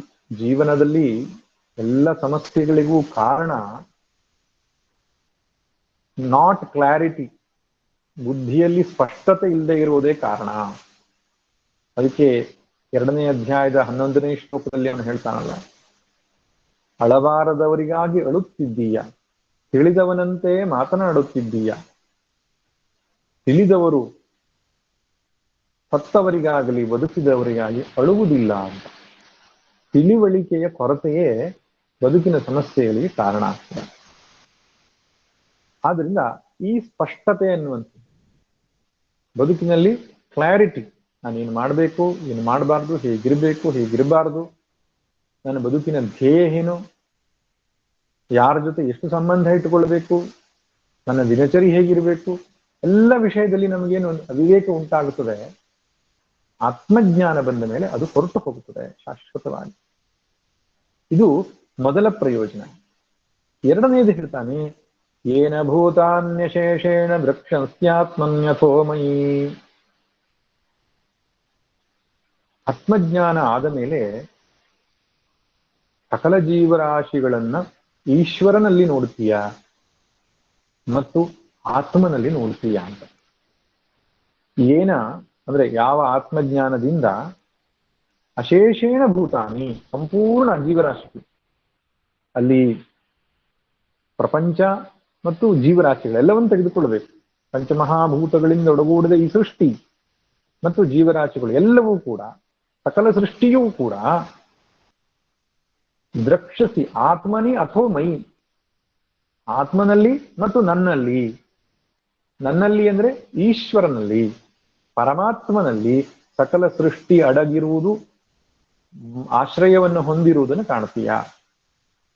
ಜಗತ್ತೆಲ್ಲವೂ ಭಗವದ್ ಆಶ್ರಯವನ್ನು ಹೊಂದಿದೆ ಎಂಬುದನ್ನು ನೋಡ್ತೀಯ. ಅಷ್ಟಕ್ಕೆ ನಿಲ್ಲಿಸಲಿಲ್ಲ ಭಗವಂತ. ಅಥೋ ದ್ರಕ್ಷಸಿ ಆತ್ಮನಿ ಅಂತ ಕೂಡ ಹೇಳಿದ್ದಾನೆ. ಜಗತ್ತೆಲ್ಲವೂ ಭಗವಂತನಲ್ಲಿ ಆಶ್ರಯಿಸಿದೆ ಮತ್ತು ಜೀವಾತ್ಮನ ಸ್ವರೂಪದಲ್ಲಿ ಆಶ್ರಯಿಸಿವೆ. ಇಲ್ಲಿ ಆತ್ಮನಿ ಅಂದ್ರೆ ಜೀವಾತ್ಮನ ಸ್ವರೂಪ, ಸಾಕ್ಷಿ ಚೈತನ್ಯ ಅಂತ ನಾವು ಕರಿತೇವೋ ಅದರಲ್ಲಿ ಜಗತ್ತೆಲ್ಲವೂ ಆಶ್ರಯಿಸಿದೆ ಮತ್ತು ಪರಮಾತ್ಮನಲ್ಲಿ ಆಶ್ರಯಿಸಿದೆ ಎಂಬುದನ್ನು ಕಂಡುಕೊಳ್ತೀಯ. ಈ ಮಾತನ್ನು ಸೂಕ್ಷ್ಮವಾಗಿ ಗಮನಿಸಬೇಕು. ಈ ಸಕಲ ಸೃಷ್ಟಿಯು ಪರಮಾತ್ಮನಲ್ಲಿ ಆಶ್ರಯ ಹೊಂದಿದೆ ಮತ್ತು ಜೀವಾತ್ಮನ ಸ್ವರೂಪದಲ್ಲಿ ಆಶ್ರಯ ಹೊಂದಿದೆ ಎಂಬ ಮಾತಿನ ಮೂಲಕ ಭಗವಂತ ಏನು ಹೇಳ್ತಿದ್ದಾನೆ ಅಂದ್ರೆ, ಅವೆರಡು ಒಂದೇ ಅಂತ ಹೇಳ್ತಿದ್ದಾನೆ. ಜೀವ ಬ್ರಹ್ಮ ಐಕ್ಯತೆಯನ್ನ ಇಲ್ಲಿ ತೋರಿಸ್ಕೊಡ್ತಾ ಇದ್ದಾನೆ. ಭಗವದ್ಗೀತೆ ವೇದಾಂತದ ಹೆಚ್ಚು ಏನು ಚಿಂತನೆಯನ್ನು ಮಾಡದೇನೆ ಕರ್ಮ ಮತ್ತು ಭಕ್ತಿಯ ಬಗ್ಗೆ ಹೆಚ್ಚು ಉಪದೇಶಗಳನ್ನು ಕೊಟ್ಟಿದೆ.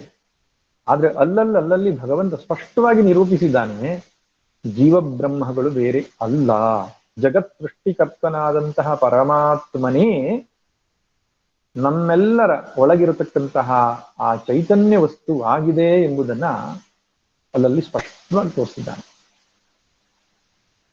ಆದ್ದರಿಂದ ಆತ್ಮಜ್ಞಾನ ಆದ ಮೇಲೆ ಈ ಸೃಷ್ಟಿಯೆಲ್ಲವೂ ನನ್ನಲ್ಲಿಯೇ ಅಡಗಿದೆ, ನನ್ನಲ್ಲಿಯೇ ಹುಟ್ಟುತ್ತಾ ಇದೆ, ನನ್ನಲ್ಲಿಯೇ ತೋರ್ತಾ ಇದೆ. ಆ ನಾನು ಎಂಬುವಂಥದ್ದು ಸರ್ವವ್ಯಾಪಕವಾದ ಶುದ್ಧ ವಸ್ತು ಈಶ್ವರನೇ ಹೌದು ಎಂಬ ಜ್ಞಾನ ಉಂಟ. ಅದಕ್ಕೆ ಉದಾಹರಣೆ ಕೊಡಬೇಕು ಅಂತ ಹೇಳಿದ್ರೆ, ಈಗ ಸಮುದ್ರ ಹೇಳುತ್ತೆ ಅಲೆ ನೊರೆ ಮುಂತಾದವುಗಳೆಲ್ಲ ನನ್ನಲ್ಲಿದೆ ಅಂತ. ಹೇಗೆ ಹೇಳುತ್ತದು? ನೀರಿನ ನೆಲೆಗಟ್ಟಿನ ಮೇಲೆ ನಿಂತ್ಕೊಂಡು. ಅಲೆಯೂ ಹೇಳುತ್ತೆ ಈ ಸಮುದ್ರ ಅಲೆ ಮುಂತಾದವುಗಳೆಲ್ಲವೂ ನನ್ನಲ್ಲಿದೆ ಅಂತ. ಯಾವ ಆಧಾರದ ಮೇಲೆ? ತಾನು ನೀರು ಎಂಬ ಆಧಾರದ ಮೇಲೆ. ಆದ್ರೆ ಸಮುದ್ರ ಅಂದ್ರೂ ನೀರೇ, ಅಲೆ ಅಂದ್ರೂ ನೀರೇ. ನೀರಿನ ನೆಲೆಗಟ್ಟಿನಲ್ಲಿ ನಿಂತು ನೋಡಿದಾಗ ಎಲ್ಲವೂ ನೀರಿನಲ್ಲಿ ಆಶ್ರಯ ಹೊಂದಿದೆ ಎಂಬಂತ ಮಾತು ಹೇಗೆ ಸರಿಯೋ ಹಾಗೆ ಒಂದೇ ನೀರು ಸಮುದ್ರವಾಗಿದೆ, ಅಲೆಯೂ ಆಗಿದೆ. ಹಾಗೆ ಒಂದೇ ಚೈತನ್ಯ ವಸ್ತು ಈಶ್ವರನಾಗಿ ತೋರ್ತಾ ಇದ್ದಾನೆ, ಜೀವವಾಗಿ ತೋರ್ತಾ ಇದ್ದಾನೆ. ನಮ್ಮ ಶರೀರ ಮನಸ್ಸು ಬುದ್ಧಿಗಳಲ್ಲಿ ಅವನು ತೋರಿಕೊಂಡಾಗ ಅವನಿಗೆ ಆತ್ಮ, ಜೀವಾತ್ಮ ಅಂತ ಕರೀತಾರೆ. ಇಡೀ ಸೃಷ್ಟಿಯಲ್ಲಿ ಅವನು ತೋರ್ಕೊಂಡಾಗ ಪರಮಾತ್ಮ ಅಂತ ಹೇಳ್ತಾರೆ. ಈ ಪರಮ ಅಂದ್ರೆ ದೊಡ್ಡದು ಅಂತ, ದೊಡ್ಡ ಆತ್ಮ, ಸಣ್ಣ ಆತ್ಮ ಅಂತ. ಸಣ್ಣ ಆತ್ಮ ದೊಡ್ಡ ಆತ್ಮ ಉಪಾಧಿ ಭೇದದಿಂದ ಕರೆಯೋದು. ಶರೀರ ಮನಸ್ಸುಗಳ ಉಪಾಧಿ ದೃಷ್ಟಿಯಿಂದ ನೋಡಿದಾಗ ಜೀವಾತ್ಮ, ಸಮಷ್ಟಿ ವಿಶ್ವದ ಸೃಷ್ಟಿಯನ್ನ ನೋಡಿಕೊಂಡು ಹೇಳಿದಾಗ ಪರಮಾತ್ಮ. ಆದ್ದರಿಂದ ಪರಮಾತ್ಮನಲ್ಲಿ ಜಗತ್ತಿದೆ ಅಂತ ಹೇಳಿದ್ರು ಒಂದೇ, ಸ್ವರೂಪದಲ್ಲಿ ಆತ್ಮದಲ್ಲಿ ಜಗತ್ತಿದೆ ಅಂತ ಹೇಳಿದ್ರು ಒಂದೇ. ಯಾಕಂದ್ರೆ ಎರಡು ಅಭೇದ, ಎರಡು ಒಂದೇ. ಆತ್ಮಜ್ಞಾನವನ್ನು ಪಡೆದುಕೊಂಡ ಮೇಲೆ ಈ ದರ್ಶನ ಅವನಿಗೆ ಆಗ್ತದೆ. ಅಲ್ಲಿ ಜೀವ ಈಶ್ವರ ಜಗತ್ತಿನ ಭೇದ ಹೊರಟು ಹೋಗ್ತದೆ. ಈಗ ಅಜ್ಞಾನದ ದೆಸೆಯಲ್ಲಿ ಏನಿದೆ ನಮಗೆ? ನಾನೊಬ್ಬ ಜೀವ, ನನ್ನ ಭೋಗಕ್ಕಾಗಿ ಜಗತ್ತು ಸೃಷ್ಟಿಗೊಂಡಿದೆ, ಇದನ್ನು ಸೃಷ್ಟಿ ಮಾಡಿದವನೊಬ್ಬ ಈಶ್ವರ ಇದ್ದಾನೆ, ಅವನು ಜಗತ್ತಿಗಿಂತ ಬೇರೆಯಾಗಿದ್ದಾನೆ. ಸ್ವಲ್ಪ ಕಾಲ ಈ ಜಗತ್ತು ಏನು ಇದ್ದು ಕೊನೆಗೆ ಈಶ್ವರನಲ್ಲಿ ಅದು ಪ್ರಳಯವನ್ನು ಹೊಂದುತ್ತೆ. ಈ ರೀತಿಯಾದಂತಹ ಒಂದು ಕಲ್ಪನೆ ಇದೆ ನಮ್ಗೆ. ಅದು ಶಾಸ್ತ್ರವೂ ಕೂಡ ಅಧ್ಯಾರೋಪ ದೆಸೆಯಲ್ಲಿ ಒಪ್ಪಿಕೊಳ್ಳುತ್ತೆ. ಆದ್ರೆ ಇದು ಪರಮಾರ್ಥ ದೃಷ್ಟಿ ಅಲ್ಲ, ಅಲ್ಟಿಮೇಟ್ ವಿಷನ್ ಅಲ್ಲ. ಅಲ್ಟಿಮೇಟ್ ವಿಷನ್ ಏನಪ್ಪಾ ಅಂದ್ರೆ ಕಾಣುವ ಜಗತ್ತೆಲ್ಲವೂ ಕೂಡ ಚಿದ್ವಸ್ತುವಾದ ನನ್ನ ಅಭಿವ್ಯಕ್ತಿಯೇ, ನನಗಿಂತ ಹೊರತಾಗಿ ಬೇರೆ ಜಗತ್ತಿಲ್ಲ, ನಾನೇ ಜಗತ್ತಾಗಿ ತೋರ್ತಾ ಇದ್ದೇನೆ. ನಾನು ಅಂದಾಗ ಅಹಂಕಾರವನ್ನು ತೆಗೆದುಕೊಳ್ಳಬಾರದು. ಆ ಸರ್ವವ್ಯಾಪಕವಾದ ಎಲ್ಲೆಲ್ಲೂ ತುಂಬಿರುವ ಶುದ್ಧ ಚೈತನ್ಯ ವಸ್ತು, ಅದಕ್ಕೆ ಗುರುತಿಸಿಕೊಳ್ಳುವ ಸಂದರ್ಭದಲ್ಲಿ ಸಾಕ್ಷಿ ಅಂತ ಹೇಳ್ತಾರೆ. ಖಚಿತವಾದಾಗ ವರಬ್ರಹ್ಮ ವಸ್ತು ಅಂತ ಕರೀತಾರೆ. ಆ ಬ್ರಹ್ಮದಲ್ಲಿಯೇ, ಬ್ರಹ್ಮವಾದ ನನ್ನಲ್ಲಿಯೇ ಜಗತ್ತೆಲ್ಲವೂ ತೋರ್ತಾ ಇದೆ. ಅಂದ್ರೆ ಈ ಜಗತ್ತು ಅನ್ನೋದು ನನಗಿಂತ ಭಿನ್ನವಲ್ಲ. ಅದಕ್ಕೆ ಸರ್ವಾತ್ಮ ಭಾವ ಅಂತ ಹೇಳ್ತಾರೆ. ಒಬ್ಬನು ನನಗೆ ಜ್ಞಾನ ಆಗಿದೆ ಅಂತ ಹೇಳುವಾಗ ಇದನ್ನೆಲ್ಲ ಖಚಿತ ಮಾಡ್ಕೋಬೇಕು. ಮೋಹ ಹೊರಟೋಗಿದ್ಯಾ, ಅವಿವೇಕ ಇನ್ನು ಬರ್ತಾ ಇದೆಯಾ, ಅವಿವೇಕ ಸಂಬಂಧಿಯಾದ ದುಃಖ ಬರ್ತಿದ್ಯಾ, ಜ್ಞಾನ ಆಗ್ಲಿಲ್ಲ ಅಂತ. ಸರ್ವಾತ್ಮ ಭಾವ ಘಟಿಸಿದ್ಯಾ ಅಂದ್ರೇನು? ತನಗಿಂತ ಬೇರೆಯಾದ ಇನ್ನೊಂದು ವಸ್ತು ಕಾಣದೇ ಇರತಕ್ಕಂಥ ಒಂದು ವಿಷನ್, ದೃಷ್ಟಿ.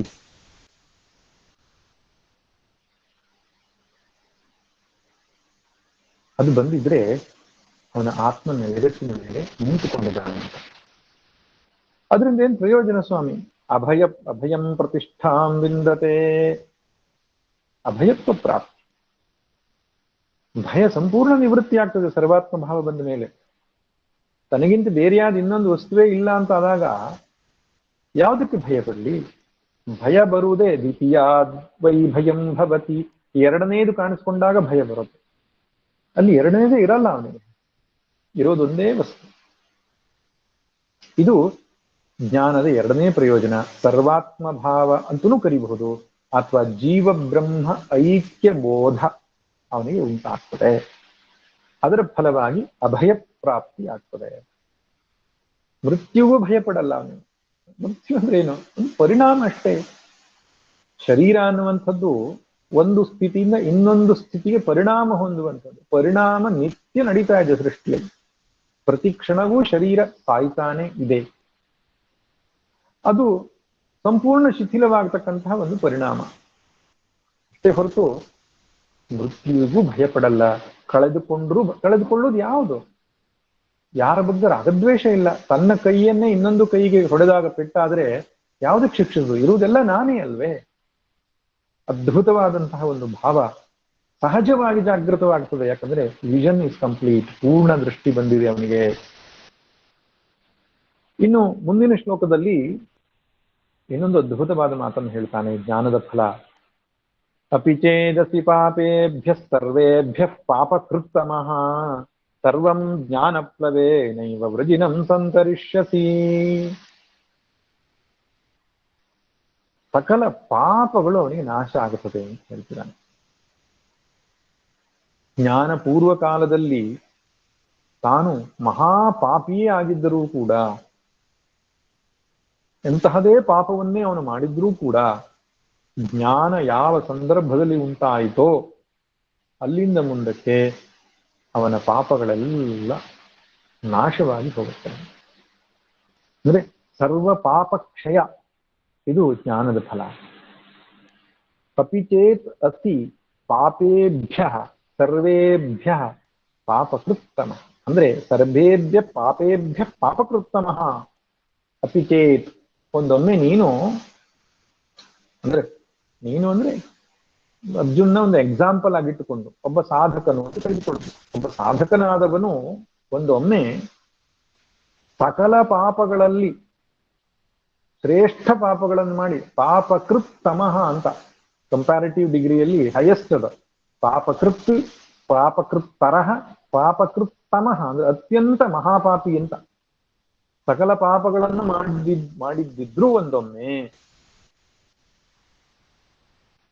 ಪಂಚಮಹಾಪಾಪಗಳು, ಗೋಹತ್ಯ, ಸುರಾಪಾನ, ಗುರುತಲ್ಪಗಮನ, ಸುವರ್ಣಸ್ಥೇಯ, ಪಂಚಮಹಾಪಾಪಗಳು, ಪಂಚ ಉಪಪಾಪಗಳು, ಈ ರೀತಿಯಾಗಿ ಕರೀತಾರಲ್ಲ ಶಾಸ್ತ್ರಗಳಲ್ಲಿ. ಅವುಗಳನ್ನೆಲ್ಲ ಕಳೆದುಕೊಳ್ಳುವುದಕ್ಕೆ ಜನ್ಮಗಳೇ ಬೇಕಾಗ್ತದೆ. ಒಂದೆರಡು ಜನ್ಮಗಳಲ್ಲ, ಅನೇಕ ಸಾವಿರ ಜನ್ಮಗಳು ಬೇಕಾಗುತ್ತದೆ ಕಳೆದುಕೊಳ್ಳಿಕ್ಕೆ. ಅಂತಹ ಪಾಪಗಳನ್ನೊಮ್ಮೆ ಮಾಡಿದ್ರೂ ಕೂಡ ಸರ್ವಂ ಜ್ಞಾನಪ್ಲವೇನೈವ ವೃಜಿನಂ ಸಂತರಿಷ್ಯತಿ. ಜ್ಞಾನವೆಂಬ ಪ್ಲವ ಅಂದ್ರೆ ದೋಣಿಯಲ್ಲಿ ಸಕಲ ಪಾಪಗಳನ್ನು ದಾಟುತ್ತೀಯ. ವೃಜಿನಂ ಅಂದ್ರೆ ಪಾಪ ಅಂತ. ಪಾಪವೆಂಬ ಸಮುದ್ರವನ್ನ ಜ್ಞಾನವೆಂಬ ದೋಣಿಯಲ್ಲಿ ಕುಳಿತು ನಿನಗೆ ದಾಟ್ಲಿಕ್ಕೆ ಆಗುತ್ತದೆ.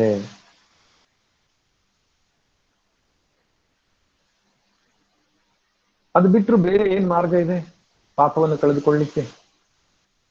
ಇದೆ, ಪ್ರಾಯಶ್ಚಿತ್ತ ಕರ್ಮಗಳು ಅಂತ ಹೇಳ್ತಾರೆ.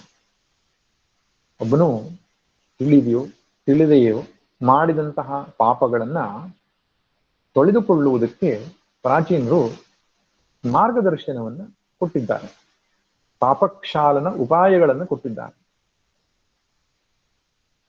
ಪಂಚಮಹಾಯಜ್ಞಗಳು ಅದೇ ಉದ್ದೇಶದಿಂದ ಇರುವಂತಹದ್ದು. ಮತ್ತೆ ಏಕಾದಶಿ ಮುಂತಾದ ವ್ರತಗಳು, ಚಾಂದ್ರಾಯಣಾದಿ ವ್ರತಗಳು, ಅದಲ್ಲದೆ ವಿಶೇಷವಾಗಿ ಬೇರೆ ಬೇರೆ ಪ್ರಾಯಶ್ಚಿತ್ತಗಳನ್ನು ಕೊಡ್ತಾರೆ. ಹೀಗೆ ಮಾಡ್ಬೇಕು, ಹಾಗೆ ಮಾಡ್ಬೇಕು ಅಂತ. ಅದರಲ್ಲೆಲ್ಲ ಒಂದೊಂದೇ ಪಾಪಗಳು ಕ್ಷಯಿಸ್ತದೆ. ಕೆಲವೊಂದು ಪಾಪಗಳನ್ನ ಕಳೀಲಿಕ್ಕೆ 7 ಜನ್ಮಗಳು ಬೇಕಾಗುತ್ತೆ. ಪರಮಾರ್ಥಾನಂದಿ ತಮ್ಮ ಉಪನ್ಯಾಸದಲ್ಲಿ ಹೇಳ್ತಾ ಇದ್ರು, ಯುವತಿಯಾದ ಪತ್ನಿಯನ್ನ, ಚಿಕ್ಕ ವಯಸ್ಸಲ್ಲಿರುವಂತಹ ಪತ್ನಿಯನ್ನ ಒಬ್ಬನು ಬಿಟ್ಟು ಆ ಮೂಲಕವಾಗಿ ಅವಳಿಗೆ ಹಿಂಸೆಯನ್ನು ಕೊಟ್ರೆ ಅದನ್ನು ಕಳೆಯುವುದಕ್ಕೆ 7 ಜನ್ಮಗಳು ಸ್ತ್ರೀಯಾಗಿ ಹುಟ್ಟಿ ಅದೇ ರೀತಿಯ ಕಷ್ಟವನ್ನು ಅನುಭವಿಸಬೇಕು ಎಂಬುದಾಗಿ ಧರ್ಮಶಾಸ್ತ್ರದಲ್ಲಿ ಬರೆದಿದೆ ಅಂತ. ಹೀಗೆ ಆದ್ರೆ ಒಂದು ಕ್ಷಣ ಜ್ಞಾನವಾಯಿತು, ಮತ್ತೆ ಪಾಪಗಳು ಇಲ್ಲ. ಹಾಗೆ ಮುಂದಿನ ಶ್ಲೋಕದಲ್ಲಿ ಸರ್ವ ಕರ್ಮನಾಶವನ್ನ ಹೇಳ್ತಿದ್ದಾನೆ. ಯತೈಧಾಂಸಿ ಸಮಿದ್ಧೋಗ್ನಿರ್ಭಸ್ಮಸಾತ್ ಕುರುತೆ ಅರ್ಜುನ, ಜ್ಞಾನಾಗ್ನಿ ಸರ್ವಕರ್ಮಾಣಿ ಭಸ್ಮಸಾತ್ ಕುರುತೆ ತಥಾ. ಹೆಂಗೆ ಇಂಧನಗಳು ಅಗ್ನಿಯ ಸ್ಪರ್ಶವಾದ ತಕ್ಷಣ ದಹನವಾಗಿ ಭಸ್ಮವಾಗಿ ಹೋಗುತ್ತದೋ, ಹಾಗೆ ಜ್ಞಾನವೆಂಬ ಅಗ್ನಿ ಸ್ಪರ್ಶವಾದ ತಕ್ಷಣ ಸಕಲ ಕರ್ಮಗಳು ಭಸ್ಮವಾಗಿ ಹೋಗ್ತದೆ. ಕಾಳಗಿಚ್ಚು ಅಂತ ಕರೀತಾರೆ. ಬೆಂಕಿ ಅರಣ್ಯದಲ್ಲಿ ಒಮ್ಮೊಮ್ಮೆ ಹೊತ್ತುಕೊಳ್ಳುವುದುಂಟು. 2 ಮರಗಳು ಸಿಕ್ಕಿದಾಗ ಅದರಿಂದ ಉದ್ಭವ ಆಗುವ ಅಗ್ನಿಯ ಕಿಡಿ ಇಡೀ ಕಾನನವನ್ನೇ ದಹಿಸಿ ಬಿಡ್ತದೆ. ಹಸಿಯಾದ ಮರಗಳು, ಒಣಗಿದ ಮರಗಳು ಲೆಕ್ಕವೇ ಇಲ್ಲ. ದಹಿಸಲಿಕ್ಕೆ ಶುರು ಮಾಡಿತ್ತು ಅಂದ್ರೆ ಮರಗಳನ್ನೆಲ್ಲ ಒಣಗಿಸಿ ದಹಿಸಿ ಬಿಡ್ತದೆ. ಅದು ಕಾಳಗಿಚ್ಚು ಅಂತ ಹೇಳ್ತಾರೆ. ಈ ಜ್ಞಾನಾಗ್ನಿ ಒಂದು ರೀತಿ ಅದೇ ರೀತಿ ಅಂತ ಹೇಳ್ತಾನೆ. ಆರಂಭದಲ್ಲಿ ಕಿಡಿಯಾಗಿ ನಮ್ಮೊಳಗೆ ಪ್ರವೇಶಿಸುತ್ತೆ. ಸ್ವಲ್ಪ ಅರ್ಥ ಆಯ್ತು, ಅರ್ಥ ಆಗಲಿಲ್ಲ ಅನ್ನೋ ರೂಪದಲ್ಲಿ ನಾವು ಕೇಳ್ತಾ ಹೋಗ್ತೇವೆ. ನಿಧಾನಕ್ಕೆ ಚಿಂತನೆಯನ್ನು ಮಾಡ್ತಾ ಅಂತಃಕರಣ ಶುದ್ಧಿ ಆಗ್ತಾ ಹೋದ ಹಾಗೆ ಜ್ವಲಿಸ್ಲಿಕ್ಕೆ ಆರಂಭ ಆಗ್ತದೆ. ಆಮೇಲೆ ದಗದಗಿಸಿ ಜ್ವಲಿಸುತ್ತಾ ಸಕಲ ಕರ್ಮಗಳನ್ನು ಸುಟ್ಟು ಹಾಕುತ್ತೆ, ಪಾಪವನ್ನು ದಾಟಿಸುತ್ತೆ, ಕರ್ಮಗಳನ್ನು ಸುಟ್ಟು ಹಾಕುತ್ತೆ ಅಂತ ಹೇಳಿದ್ದಾನೆ. ಕರ್ಮಾಣಿ, ಕರ್ಮ ಕರ್ಮಣಿ ಕರ್ಮಾಣಿ, ಕರ್ಮಾಣಿ ಅಂದ್ರೆ ಬಹುವಚನ, ಅನೇಕ ಕರ್ಮಗಳು ಅಂತ.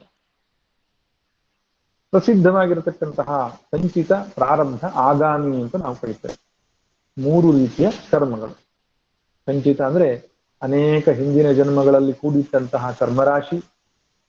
ಆಗಾಮಿ ಅಂದ್ರೆ ಸಾಯುವ ಮುಂಚೆ ನಿಶ್ಚಯವಾಗಿ ಇನ್ನೊಂದು ಹುಟ್ಟಿಗೆ ಕಾರಣವಾಗಿ ಆ ಹುಟ್ಟಿನ ಸಾವಿನ ಪರ್ಯಂತ ಅವನನ್ನು ಹಿಂಬಾಲಿಸಿಕೊಂಡು ಬರತಕ್ಕಂತಹ ಕರ್ಮಕ್ಕೆ ಪ್ರಾರಬ್ಧ ಕರ್ಮ ಅಂತ ಹೇಳ್ತಾರೆ.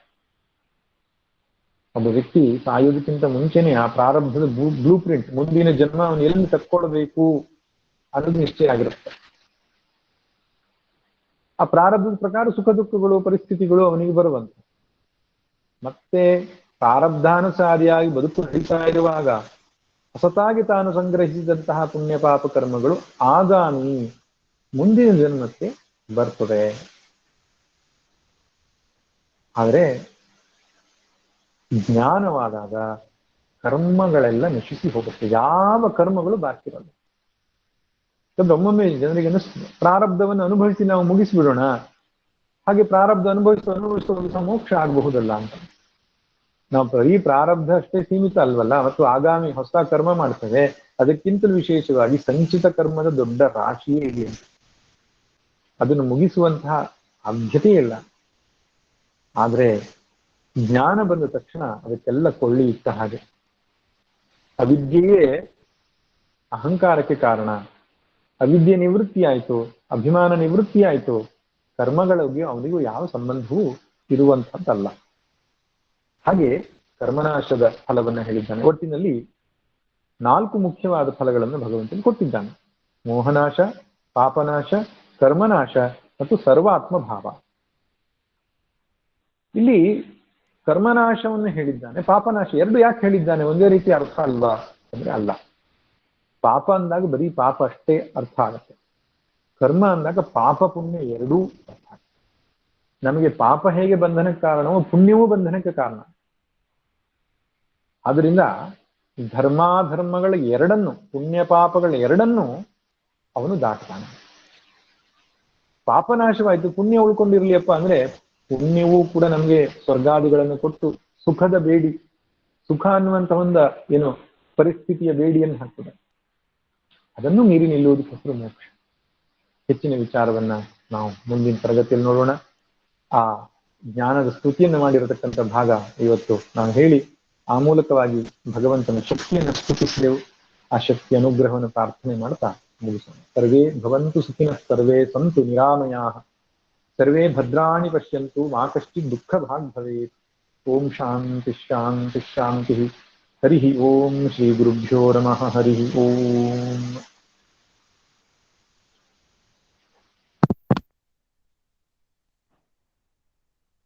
ಹಲೋ, ಹರಿ ಓಂ ಸ್ವಾಮೀಜಿ. ಸರ್ ಶ್ರೀನಿವಾಸ್ ಸರ್ ಮಾತಾಡ್ತೀರಾ ಸರ್? ಹಲೋ. ಹರಿ ಓಂ ಸರ್. ಹರಿ ಓಂ ಸರ್. ಎಲ್ಲ ಸಮಸ್ತ ಭಕ್ತಾದಿಗಳಿಗೂ ಸಹ ಹರಿ ಓಂ. ಸ್ವಾಮೀಜಿಗಳಿಗೆ ಶಿರಸ್ಸಾಷ್ಟಾಂಗ ನಮಸ್ಕಾರ ಮಾಡ್ತಾ, ಈ ದಿನ ಸ್ವಾಮೀಜಿಗಳ ಅಮೃತವಾಣಿಯನ್ನ ಎಲ್ಲ ಬಂಧುಗಳು ಸಹ ಕೇಳಿದ್ದಾರೆ. ಸಾಕ್ಷಾತ್ ಶಂಕರ ಭಗವತ್ಪಾದರ ವಾಕ್ ಅಂತ ನನಗನ್ನಿಸ್ತು. ನಾನು ಮನಃಪೂರ್ವಕವಾಗಿ ಇದರಲ್ಲಿ ತೊಡಗಿಸ್ಕೊಂಡಿದ್ದೆ. ಬಹುಶಃ ತಮ್ಮೆಲ್ಲರ ಅನುಭವವು ಅಥವಾ ಇದು ಸಹ ಅದೇ ಆಗಿರುತ್ತೆ ಅಂತ ಅನ್ಕೊಳ್ತೀನಿ. ನಿಮಗೆಲ್ರಿಗೂ ಸಹ ಶುಭವಾಗ್ಲಿ. ಮತ್ತೊಮ್ಮೆ ನಿಮಗೆ ವಿಜಯದಶಮಿ ಮತ್ತು ಆಯುಧ ಪೂಜೆಯ ಶುಭಾಶಯಗಳನ್ನು ತಿಳಿಸ್ತಾ ನನ್ನ 2 ಮಾತುಗಳನ್ನು ನಿಲ್ಲಿಸ್ತಾ ಇದ್ದೀನಿ. ಹರಿ ಓಂ ಸ್ವಾಮೀಜಿ. ಹರಿ ಓಂ. ಹರಿ ಓಂ ಸ್ವಾಮೀಜಿ.